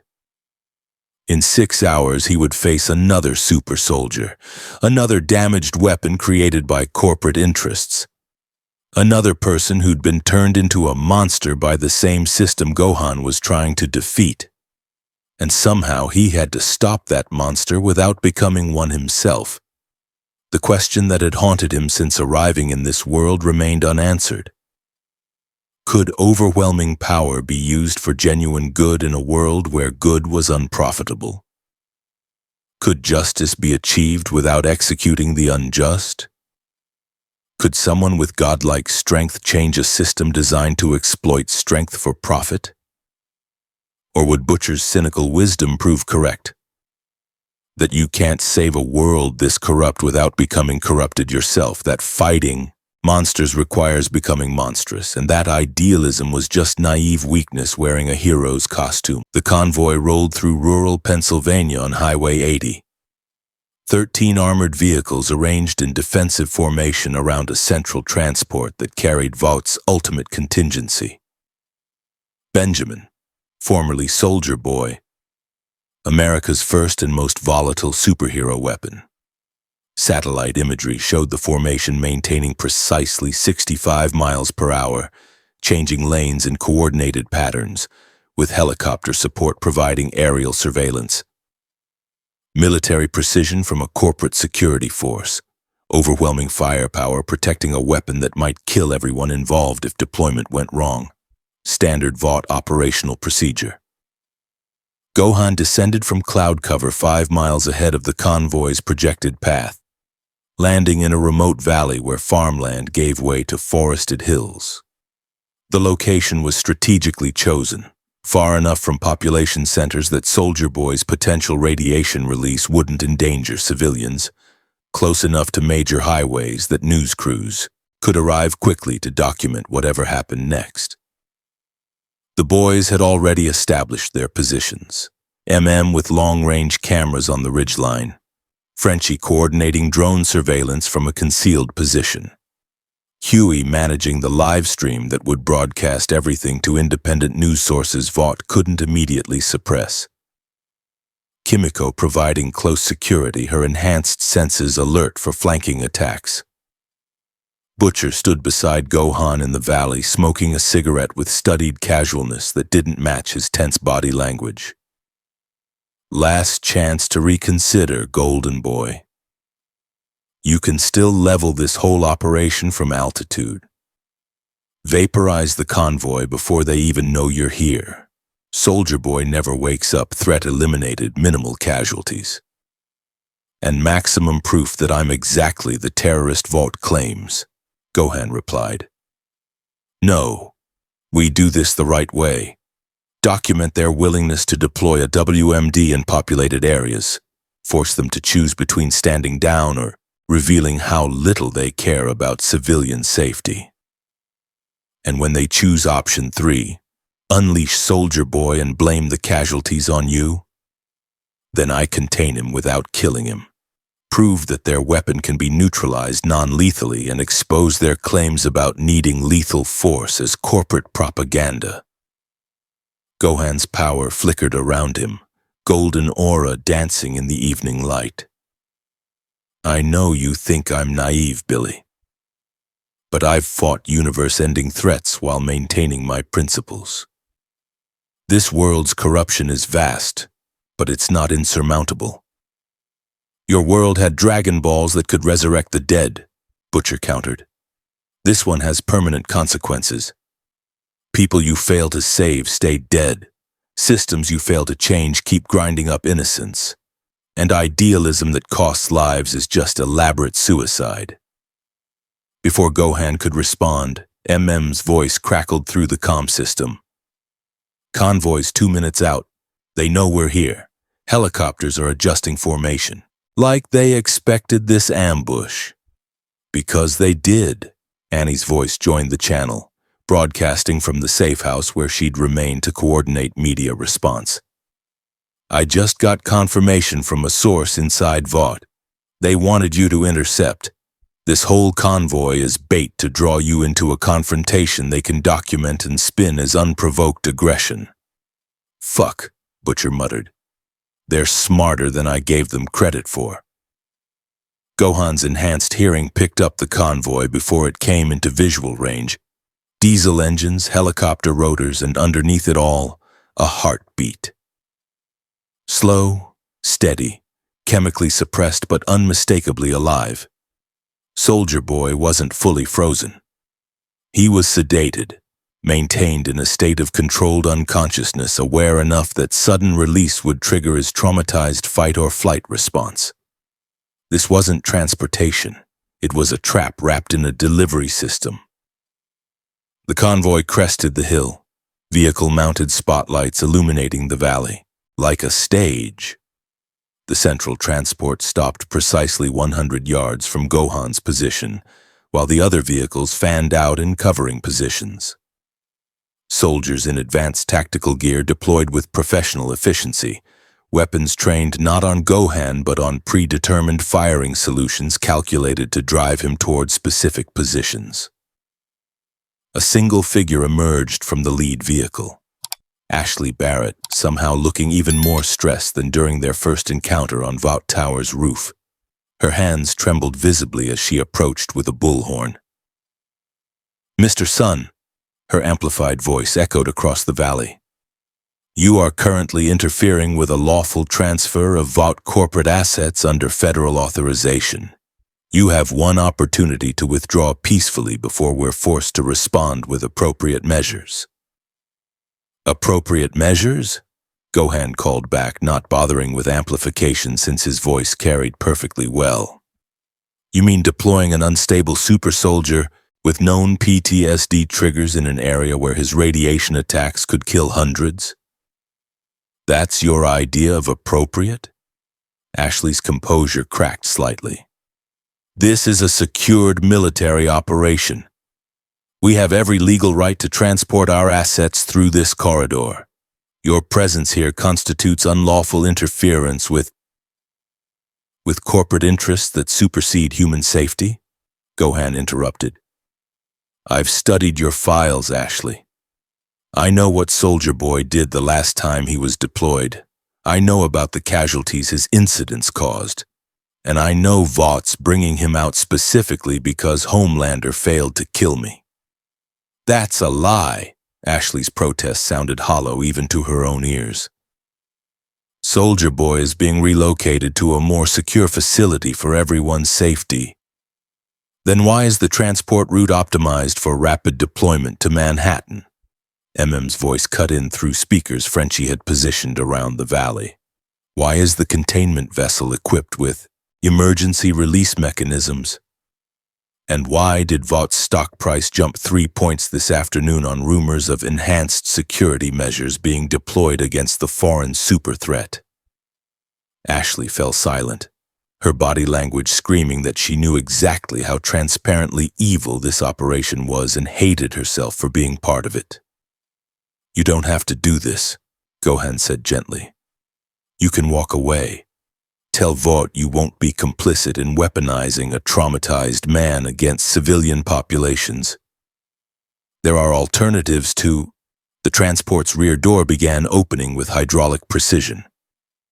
Ashley's face went pale with genuine terror as she stumbled backward. "No," she whispered, the bullhorn forgotten. "They weren't supposed to release him yet. This wasn't the plan. They said—" The door finished opening, revealing a containment pod surrounded by monitoring equipment and chemical dispersal systems. And inside the pod, a figure was already stirring, Benjamin's eyes opening with the unfocused rage of someone waking from chemically induced unconsciousness directly into a combat situation. Every trigger that made Soldier Boy dangerous activated simultaneously. "Clear the area!" Gohan shouted, his power surging to Super Saiyan in an instant. "Everyone away from the transport, now!" Ashley ran, her heels abandoned as she sprinted toward cover. The tactical soldiers had already begun retreating. Apparently, their briefing included exactly how dangerous this operation was and how expendable they'd become. Soldier Boy emerged from the pod with movement that suggested deep disorientation mixed with trained combat instinct. His costume was dated, authentic 1980s military aesthetic rather than modern corporate branding. His expression carried the haunted look of someone who'd seen too much combat, been betrayed too often, and possessed the power to make everyone pay. His eyes locked on Gohan, and recognition flashed across his face. Not personal recognition, they'd never met, but tactical assessment. Threat, enemy, target. Russian, Soldier Boy muttered, his voice rough from decades of chemical suppression. They sent another fucking Russian super to... I'm not Russian, Gohan tried, keeping his hands visible and non-threatening despite his Super Saiyan transformation. I'm not here to fight you. My name is... Soldier Boy's chest began glowing as radiation built toward critical release. The signature was terrifyingly familiar from Gohan's key sense. Similar to nuclear fission, but channeled through compound V-enhanced biology, specifically designed to neutralize other V-enhanced individuals while causing catastrophic damage to everything nearby. Get down! Gohan screamed to everyone still within range. The blast erupted like a miniature sun, radiation and energy cascading outward in a sphere of destruction that would have vaporized normal humans in microseconds and stripped Compound V from any soup caught in the radius. Gohan met it head-on, with a key barrier, his own energy interfacing with Soldier Boy's radiation in ways that neither power set was designed to handle. The collision created a feedback loop. Soldier Boy's V-based attack trying to neutralize Gohan's ki. Gohan's ki treating the radiation as energy to be absorbed and redirected. The result was a standing wave of destructive force held in place by Gohan's absolute refusal to let it expand toward the retreating convoy or the positions where the boys had established surveillance. Stop! Gohan shouted through the maelstrom of clashing energies. You're being used. Vought released you as a weapon against me, knowing you'd be blamed for casualties. You don't have to. Soldier Boy's response was another radiation blast, this one more focused and controlled. The man was adapting quickly, his decades of combat experience overriding the disorientation of sudden awakening. He advanced through his own radiation field like it was warm mist, his fists leading in. Combinations that suggested extensive boxing training mixed with brutal street fighting experience. Gohan met the assault while maintaining the barrier that contained the radiation, fighting on two fronts simultaneously. Soldier Boy's strength was impressive by V-enhanced standards, his technique refined through actual combat experience rather than corporate training. But against a Saiyan warrior who'd trained under gods and fought universe-ending threats, the gap in capability remained vast. A precisely placed strike to Soldier Boy's solar plexus drove the air from his lungs and disrupted the radiation building for another blast. A sweep took his legs, followed by a controlled takedown that pinned the super soldier face first against the ground, with one of Gohan's knees on his spine. Listen to me! Gohan's voice carried desperate urgency. You're Benjamin. You were America's first superhero. You fought in World War II. You were betrayed by your own team and sold to foreign powers for experimentation. Everything you've suffered was caused by Vought treating you as a product rather than a person. Soldier Boy thrashed beneath the pin, his strength formidable but insufficient against Saiyan power. Get off me! I'll kill you! I'll fucking kill all of you! I'm not your enemy. Gohan's grip tightened, careful not to cause permanent damage but firm enough to prevent escape. The people who woke you up, who pointed you at me like a weapon, they're your enemy. Vought's been using you since the day they gave you Compound Phi. This is just more exploitation. Bullshit! Soldier Boy's radiation began building again, this time from direct contact. A suicide attack that would kill or severely injure both of them. You're lying. Just like they all lied. I know what I am. I'm Soldier Boy. I'm the greatest hero this country ever had. And I'm not going back in that fucking box. The radiation reached critical mass point-blank range. Zero chance of defense through barriers or deflection. Gohan made a choice in that microsecond that would define everything that followed. Instead of releasing Soldier Boy and evading, instead of matching the radiation with lethal force of his own, instead of prioritizing his safety over connection with this damaged man, Gohan held the pin and let the radiation wash over both of them. It was agony. Gohan's psion physiology wasn't vulnerable to radiation in the way V-enhanced humans were, but that didn't make exposure pleasant. His cells screamed as exotic particles tore through them. His ki flickered and destabilized as the V-neutralizing effect interfaced chaotically with his alien energy system. His vision whited out as his enhanced senses were overwhelmed by the sheer output. But he didn't let go. I'm not lying to you, Gohan said through the pain, his voice steady despite agony that would have killed any normal human. And I'm not leaving you. You've been betrayed enough, used enough, treated as a weapon enough, right?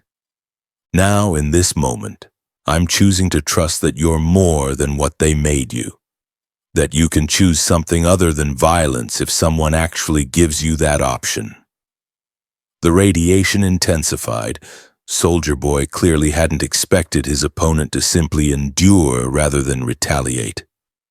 The super soldier's training suggested attack met with counterattack, aggression matched with overwhelming force. Not this.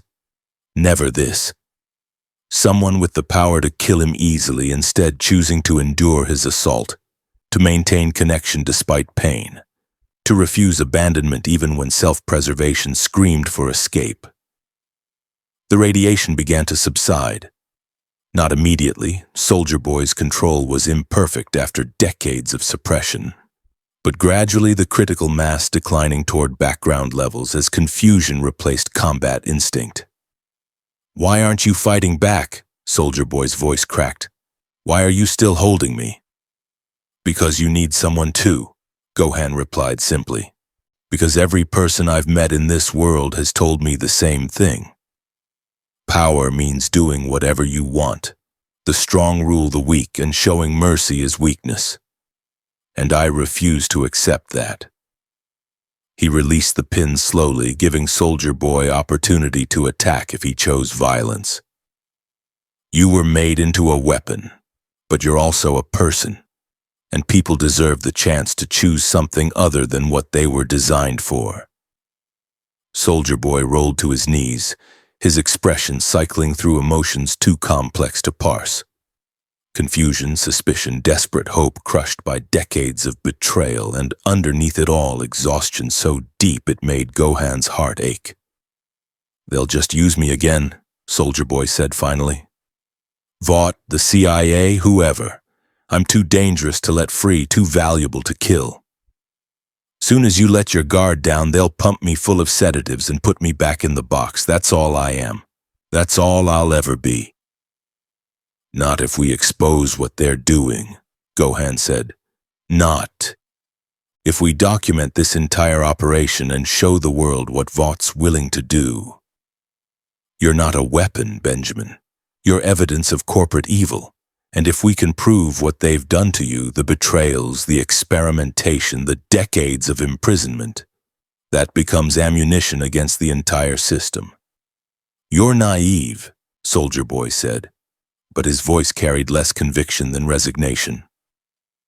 The system doesn't care about evidence. It cares about profit, and dead heroes are less profitable than controlled ones. Then we make you unprofitable to control, Gohan replied. We make your story so public, so documented, so undeniable that Vought can't suppress it.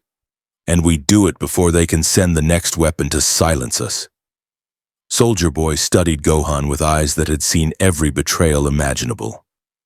And if I say no, if I decide I'd rather die fighting than go back in that box, then I'll respect that choice, Gohan said quietly. But I'll also try to give you alternatives. Safe house, new identity. Asylum in a country beyond Vought's reach. You don't have to be their weapon anymore, Benjamin. You just have to choose something different. The moment stretched like pulled taffy. Two superpowered individuals kneeling in a crater created by their confrontation while cameras documented everything and Vought's operatives retreated to safe distance. Finally, Soldier Boy laughed, a broken, bitter sound that carried decades of pain. You're either the bravest son of a bitch I've ever met or the dumbest. Possibly both. He extended a hand. Fine. I'll play along with your naive crusade against corporate evil. But when it falls apart, when Vought's lawyers destroy you and their Supes hunt you down and the public refuses to believe any evidence you present, don't say I didn't warn you. Gohan clasped Soldier Boy's hand, helping him to his feet. Noted. But I'd rather try and fail than never try at all. Definitely dumbest, Soldier Boy muttered, but something like respect flickered in his expression. Butcher's voice crackled through the comms, carrying rare approval. Fucking hell, Golden Boy, you actually did it. Talk down Soldier Boy without killing anyone. Color me impressed. The night's not over, warned. Vought's convoy is regrouping. We've got maybe 10 minutes before they send in something worse. What's worse than Soldier Boy? Huey asked. The answer came not through comms, but through Gohan's Kai sense. A signature descending from high altitude at supersonic speed, radiating the same malevolent narcissism that had defined every encounter with Vought's greatest weapon. Homelander had arrived. Homelander's landing shattered the ground like a meteor strike, his entrance timed for maximum dramatic impact. He rose from the crater with cape billowing theatrically, that trademark smile plastered across his face despite the rage burning in his eyes. Well, well, well, Homelander's voice carried across the valley, amplified by news helicopters circling above. The terrorist and the relic, how quaint. Soldier Boy's entire body language shifted at Homelander's appearance, recognition mixed with complicated emotions that Gohan's empathic senses struggled to parse. Not quite hatred, not quite jealousy. Something familial and toxic that made sense only when Gohan remembered the files. Soldier Boy was Homelander's genetic predecessor, the template from which Vought had created their next-generation product. Homelander, Soldier Boy said flatly. Still wearing that fucking costume, I see. Still playing the hero while Vought pulls your strings. Says the man who spent 40 years in a box because he was too weak to maintain relevance. Homelander's smile sharpened into something cruel. They replaced you with me, Ben. They made something better. And now you're just a cautionary tale about what happens when Vought's products outlive their usefulness. The psychological warfare was surgical, every word calculated to trigger Soldier Boy's abandonment trauma, his resentment at being discarded, his desperate need to prove his continued value. Gohan recognized the manipulation immediately and moved to intercept.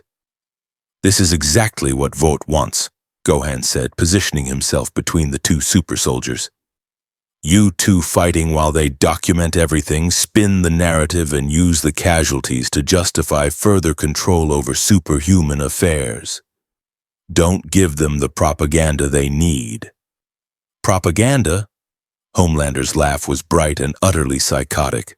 This isn't propaganda, this is justice. You assaulted America's greatest hero, corrupted a member of the 7, interfered with lawful corporate operations. And now you're harboring a weapons-grade threat to Homeland security. I'm here to end your terrorist campaign. Permanently. His eyes began glowing red, heat vision building to lethal intensity. But this time, the target wasn't Gohan. It was the cameras, the news helicopters, every device documenting the confrontation. Homelander fired precise beams that reduced several drones to molten slag before they could broadcast his next actions. More heat vision lanced toward the helicopters, forcing them to climb rapidly to avoid being shot down. No witnesses, Homelander explained, his smile never wavering. No cameras means no evidence. No evidence means whatever I say happened is what happened. And what I'm going to say is that you attacked unprovoked. I defended myself heroically, and your deaths were regrettable but necessary. You're going to kill us on American soil and claim self-defense? Gohan asked, though he already knew the answer. I'm Homelander, the psychopath replied simply. I can do whatever I want. He attacked with every advantage of surprise, power, and complete lack of moral restraint. Heat vision carved toward Gohan's throat while superhuman speed closed the distance, fists moving in combinations designed to kill rather than subdue. Gohan met the assault with Super Saiyan 2, his power surging to levels that made Homelander's strength look pedestrian by comparison. He deflected the heat vision with a key barrier, caught the supersonic punch with one hand, and delivered a counterstrike to Homelander's ribs that sent the psychopath cratering into the hillside a quarter-mile away. I don't want to kill you, Gohan shouted, though he was increasingly doubting whether that goal remained achievable. But I won't let you murder people just to protect Vought's narrative. Homelander emerged from the rubble, blood trickling from his mouth. Apparently, Gohan's strike had been hard enough to cause internal damage. The sight of his own blood seemed to break something fundamental in Homelander's psychology. You actually hurt me, he whispered, the words carrying dawning horror. You made me bleed.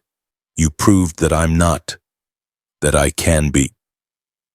His face transformed through several emotions in rapid succession before settling on something beyond rage, beyond narcissism, into pure psychotic break. Every fear Homelander had ever suppressed, that he wasn't actually invincible, that someone stronger existed, that his godhood was a lie, crystallized in that moment of vulnerability. I'm Homelander! His scream echoed across the valley as his power surged to absolute maximum output. I'm the real hero, I'm the strongest, and I'll prove it by killing you and everyone you've ever... Soldier Boy's radiation blast caught Homelander mid-rant, the older super soldier apparently deciding that watching his replacement's breakdown was more embarrassing than he could tolerate. Shut the fuck up, Soldier Boy said. You're having a goddamn meltdown over one punch. I survived years of Russian torture and didn't whine this much. The radiation stripped compound Vi from Homelander's system in catastrophic fashion. Not completely, since his V enhancement was genetic level rather than chemical, but enough to severely weaken him. Homelander's heat vision flickered out. His flight became unstable. His invulnerability dropped to merely superhuman rather than near absolute.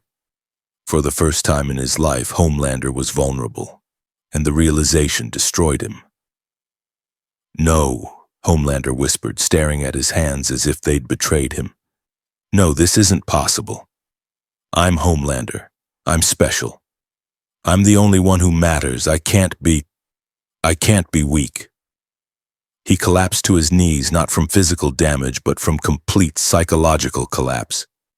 Every pillar of his identity, supreme power, absolute superiority, untouchable status, had been shattered in under 5 minutes. The invincible god revealed as just another damaged man with powers.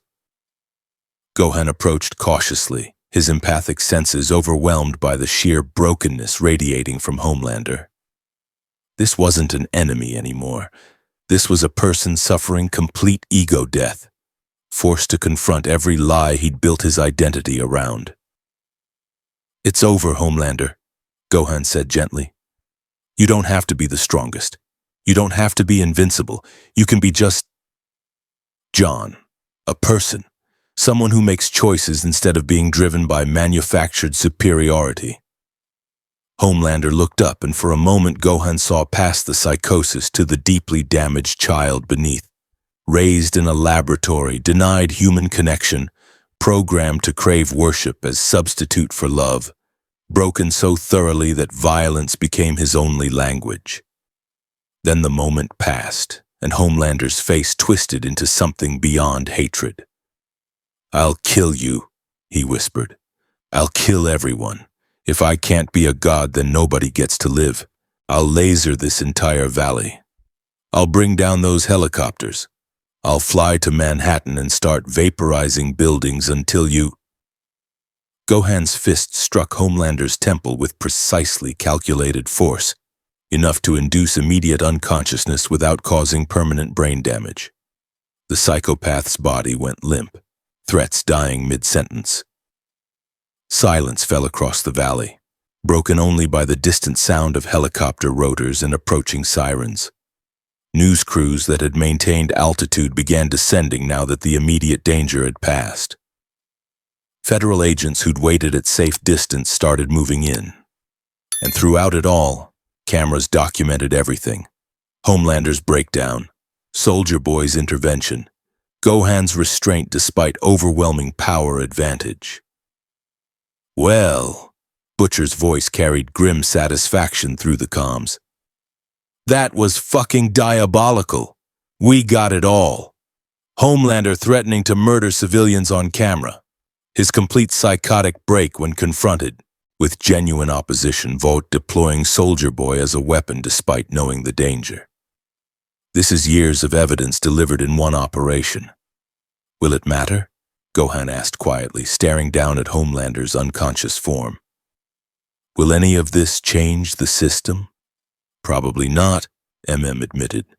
"Vought's lawyers will claim Homelander was under duress, his statements taken out of context, the whole thing a setup by terrorist elements. Their PR department will work overtime spinning the narrative. Stock price might dip for a week before recovering. But," Annie's voice cut in, carrying determined hope, "we'll have documented proof, unedited footage from multiple angles, testimony from Soldier Boy about his treatment, evidence of Vought's willingness to endanger civilians to protect corporate interests.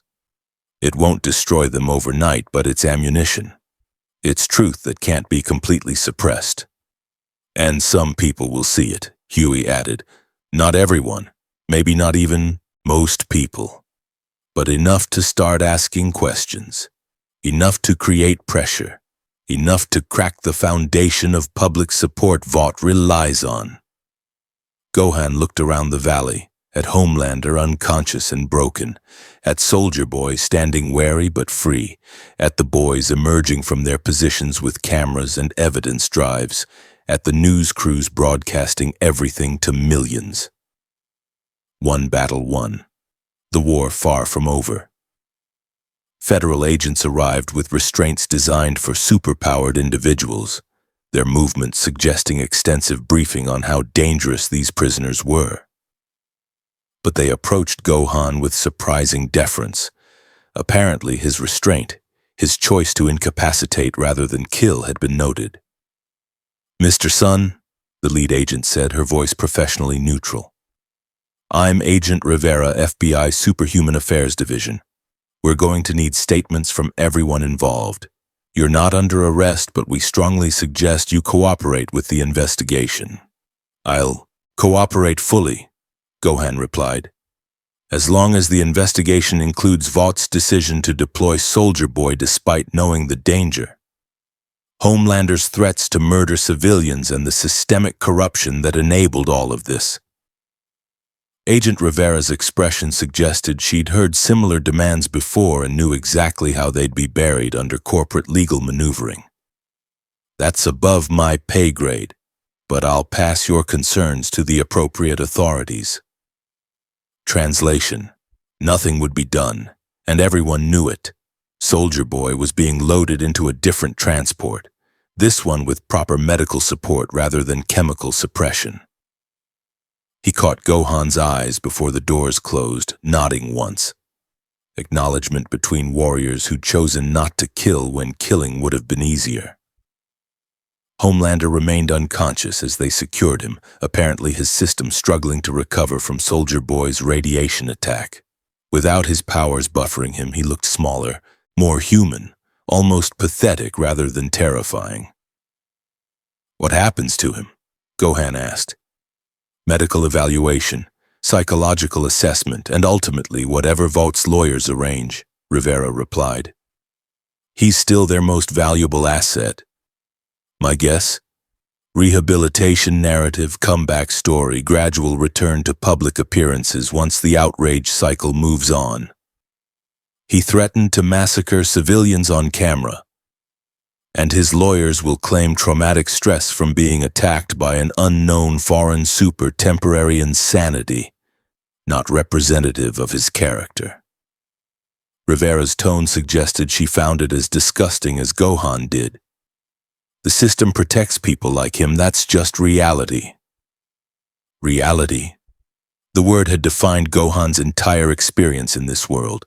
People constantly telling him to accept reality, to compromise with reality, to abandon idealism for realistic pragmatism. But Gohan had spent his life refusing to accept reality when reality was unjust. He'd fought universe-ending threats that reality said couldn't be defeated. He'd protected Earth despite reality suggesting one person couldn't make a difference. He'd maintained his principles in the face of enemies who insisted pragmatism required becoming monstrous. And he wasn't about to stop now. "Then we change reality," Gohan said. "Piece by piece, case by case, until the system that protects monsters like Homelander becomes unsustainable." Rivera studied him with something like pity. "Good luck with that, kid. People have been trying to reform this system since Vought created the first soup. The system always wins." "Maybe," Gohan acknowledged, "but someone has to keep trying. Otherwise, what's the point of power at all?" The agent had no answer to that. She returned to coordinating the scene, leaving Gohan standing alone in the crater created by his confrontation with Homelander. Butcher approached, offering a flask that Gohan declined. "You did good work tonight, Golden Boy. Better than I expected. Took down Homelander without killing him. Turned Soldier Boy into an ally, got everything documented on camera. If this doesn't crack Vought's armor, nothing will." "Will it be enough?" Gohan asked. "Probably not," Butcher admitted with brutal honesty. "But it's more than we had yesterday. And in this fight, incremental progress is all you get. No grand victories, no final confrontations that solve everything. Just slow, grinding progress against an enemy with infinite resources and zero conscience. That's depressing. That's reality, mate." Butcher lit a cigarette, staring at the federal agents processing the scene. "The question is, can you live with fighting a war you'll probably never win? Can you maintain your principles when they guarantee you'll never see final victory? Can you keep being the hero in a world designed to punish heroism?" Gohan thought about his father, who died multiple times protecting Earth and never questioned whether it was worth it. About Piccolo, who'd spent his life trying to be better than what he was created to be. About all the Z fighters who fought impossible battles because the alternative was surrender. "Yes," Gohan said finally, "because the alternative is becoming what I fight, and I'd rather lose as myself than win as a monster." Butcher smiled, something genuine rather than his usual cynical smirk. "Then you might actually survive this world with your soul intact, Golden Boy. Might even change a few things along the way, though I'll deny saying that if you ever quote me." The boys regrouped as federal agents finished their documentation. Huey with hard drives full of footage, MM with tactical analysis of Vought's response patterns. Frenchie with chemical samples from Soldier Boy's containment pod. Kimiko, with quiet satisfaction at witnessing corporate power, actually checked for once. And Annie, arriving from the safe house with a tablet showing social media response to the confrontation. It's trending everywhere. Homelander breakdown. Soldier Boy free, Vought exposed. Conservative media's trying to spin it, but the raw footage is too damning. People are asking questions. Questions aren't accountability, cautioned, but they're a start. Gohan looked at his unlikely allies, these broken, cynical, damaged people who fought because surrender meant accepting that corporate psychopaths should rule the world unchallenged. They'd lost faith in systems, in institutions, in the possibility of reform. But they hadn't lost faith in fighting, in making the system's victories expensive, in protecting individuals even when the structure remained unchanged. Maybe that was enough. Maybe incremental progress against impossible odds was its own victory.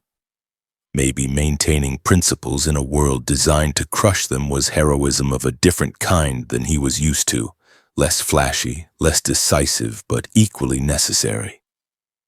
"What happens now?" Gohan asked. "Now," Butcher said, "we get the fuck out of here before Vought sends their legal team and more Supes to contain the damage. We distribute this footage through channels they can't immediately suppress. We protect Soldier Boy from recapture. We prepare for their counteroffensive." He smiled grimly. "And we accept that tomorrow we'll wake up and the fight continues.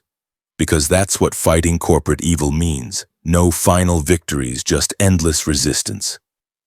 Sounds exhausting. "It is," Annie confirmed. "But what's the alternative? Let them win. Accept that power means doing whatever you want without consequence? Watch good people suffer while monsters in costumes get celebrated?" "No," Gohan said.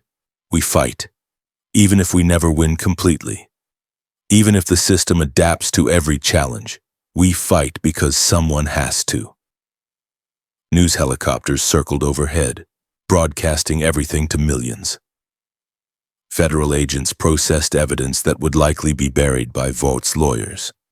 Homelander and Soldier Boy were transported to facilities where corporate interests would determine their fate more than justice. The system persisted. The corruption continued. Vought's stock price would recover. But for tonight, a psychopathic hero had been exposed. A weaponized super soldier had been freed from corporate control. And a warrior from another universe had proven that overwhelming power could be used without becoming overwhelming evil. It wasn't victory, but it was something. And in a world where truth was negotiable and justice was profitable, something was more than nothing. Gohan rose into the air, golden aura igniting as he prepared to follow the boys to whatever safe house they'd retreat to next. Below him, the valley showed scars from the confrontation, craters, scorch marks, evidence of violence that would fade with time but wouldn't be forgotten. He'd come to this world promising to destroy every corrupt person. What he'd learned was that corruption wasn't individual, it was systemic, and destroying systems required different strategies than defeating enemies. Patience instead of overwhelming force. Evidence instead of execution. Incremental progress instead of decisive victory. Maintaining principles when pragmatism suggested compromise. It was harder than fighting universe-ending threats. Less satisfying than clear victories over obvious evil. More exhausting than battles where power determined outcomes. But maybe that was the point. Maybe real heroism wasn't about having enough strength to defeat enemies, but having enough integrity to fight corruption without becoming corrupt yourself. Gohan flew toward an uncertain future, knowing the fight was far from over, knowing victory might never come, knowing the system would adapt and persist and continue grinding up innocence, but also knowing that someone had to resist. Someone had to maintain principles even when principles guaranteed suffering. Someone had to prove that overwhelming power didn't require overwhelming evil, even if that someone was naive. Even if that someone would probably fail. Even if that someone's idealism was weakness dressed as strength. Some things couldn't be fixed. But that didn't mean you stopped trying. 3 weeks after the confrontation with Homelander and Soldier Boy, Gohan stood on the same rooftop where he'd first encountered Annie, watching the city that had become both battleground and home. Below, life continued with stubborn normalcy. People went to work, raised families, consumed media that told them comfortable lies about heroism and justice. Vought's stock price had recovered exactly as predicted. Homelander was in medical rehabilitation with PR statements promising his eventual return to duty. Federal investigations had been buried under legal motions and jurisdictional disputes. The system had adapted. The corruption persisted. But something had changed too. Polling shows 17% of Americans now question whether the 7 should have legal immunity, Annie reported, reviewing data on her tablet. That's up from 3% before our confrontation, not a majority, not even close, but it's movement. Soldier Boy's testimony about his treatment has gone viral despite Vought's suppression efforts, Huey added. Independent journalists are investigating other cases of Supes being imprisoned or controlled through corporate mechanisms. Again, not mainstream coverage, but it's reaching people. And the raw footage of Homelander's breakdown has been downloaded 47 million times across platforms Vought can't directly control, confirmed. Their narrative is holding for now, but it's unstable. Cracks are forming. Butcher leaned against the rooftop railing, his expression carrying less cynicism than usual. Won't lie to you, Golden Boy. Most of those 47 million still think Homelander's the hero and you're the threat. Public opinion's a fucking disaster. But the fact that millions are watching unedited footage and drawing their own conclusions? That's progress by our standards. Gohan nodded, accepting the complicated reality. He hadn't destroyed every corrupt person as he'd naively promised. He hadn't even destroyed the most obviously corrupt individuals since Homelander and most of the 7 remained free and employed. But he'd cracked the narrative. He'd proven that Vought's heroes could be challenged, that their power wasn't absolute, that their version of reality wasn't the only one. It was incremental progress in a war that might never end. But it was progress. Kimiko signed something elaborate, and Frenchie translated with a smile. She says you are the first person with godlike power she's met who didn't try to use it to dominate others. She thinks that makes you genuinely heroic, even if your methods are inefficient. I'll take inefficiently heroic over efficiently monstrous, Gohan replied. Good, Annie said, moving to stand beside him, because Vought's already planning their counter-offensive. New Supes being fast-tracked through the 7 recruitment, PR campaigns to rebuild Homelander's image, legal efforts to classify you as an unlawful combatant. The fight's far from over. It never is, Gohan acknowledged. In my world, we'd defeat one universe-ending threat and another would emerge. The difference is those threats could be punched into submission. This corruption, he gestured at the city below. This requires different strategies, patience, documentation, incremental change. It's harder than anything I've faced before. But you're still fighting, observed. Still fighting, Gohan confirmed. Because someone has to, and because I'd rather spend my life trying to change an unjust system than accept that power means doing whatever you want without consequence. His phone buzzed. A message from Claire Hoffman, the woman he'd saved from A-Train weeks ago. She'd started a support group for Supe assault survivors using her experience to help others navigate the legal and emotional aftermath of being victimized by Vought's heroes. Small-scale activism that wouldn't change the system overnight but created spaces for healing and resistance. Progress, incremental, insufficient but real. What if we never win? Huey asked quietly. What if we fight for years and Vought just keeps adapting, keeps controlling the narrative, keeps getting away with everything? Gohan thought about his father training in isolation for battles that might never come. About Piccolo choosing to be better than his evil origin. About Vegeta's endless struggle against his own nature. About all the warriors who fought not because victory was guaranteed, but because fighting was the only alternative to surrender. Then we keep fighting anyway, Gohan said. Because the goal isn't perfect victory. It's maintaining our integrity while opposing injustice. Protecting individuals even when the structure remains unchanged. Proving that overwhelming power doesn't require overwhelming evil. He looked at each of them, these damaged, cynical, endlessly resilient people who taught him more about real heroism than any battle ever had.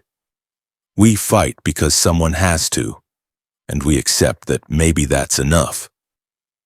Butcher lit a cigarette, staring out at the city that had broken them all in different ways. Fucking hell, Golden Boy. You actually believe that naive bollocks, don't you? I do. Then I guess we keep fighting. Butcher's smile turned genuine. God help us all. Night fell across Manhattan, the city lights blazing against gathering darkness. Somewhere in Vought Tower, executives plotted their next move. In government offices, politicians calculated how to profit from superhuman conflicts. In corporate boardrooms, strategies were refined to maintain control over the profitable intersection of power and celebrity. The corruption persisted. The system adapted. The fight continued. But on a rooftop above it all, a Saiyan warrior from another universe stood with broken allies who taught him that heroism sometimes meant fighting battles you couldn't win, maintaining principles that guaranteed suffering and refusing to become monstrous even when monstrosity promised efficiency. Some things couldn't be fixed with overwhelming power. Some corruption couldn't be punched into submission.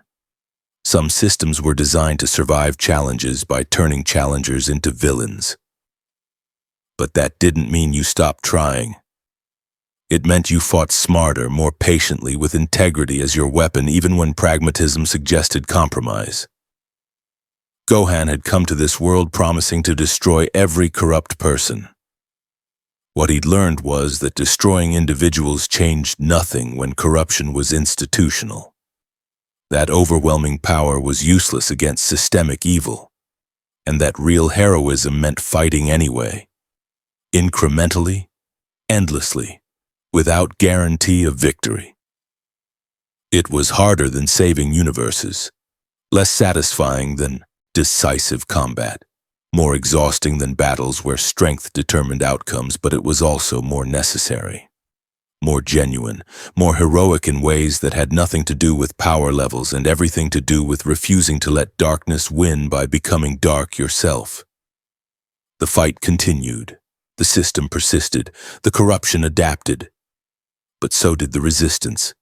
And that, incremental, insufficient, endlessly determined, was its own kind of victory.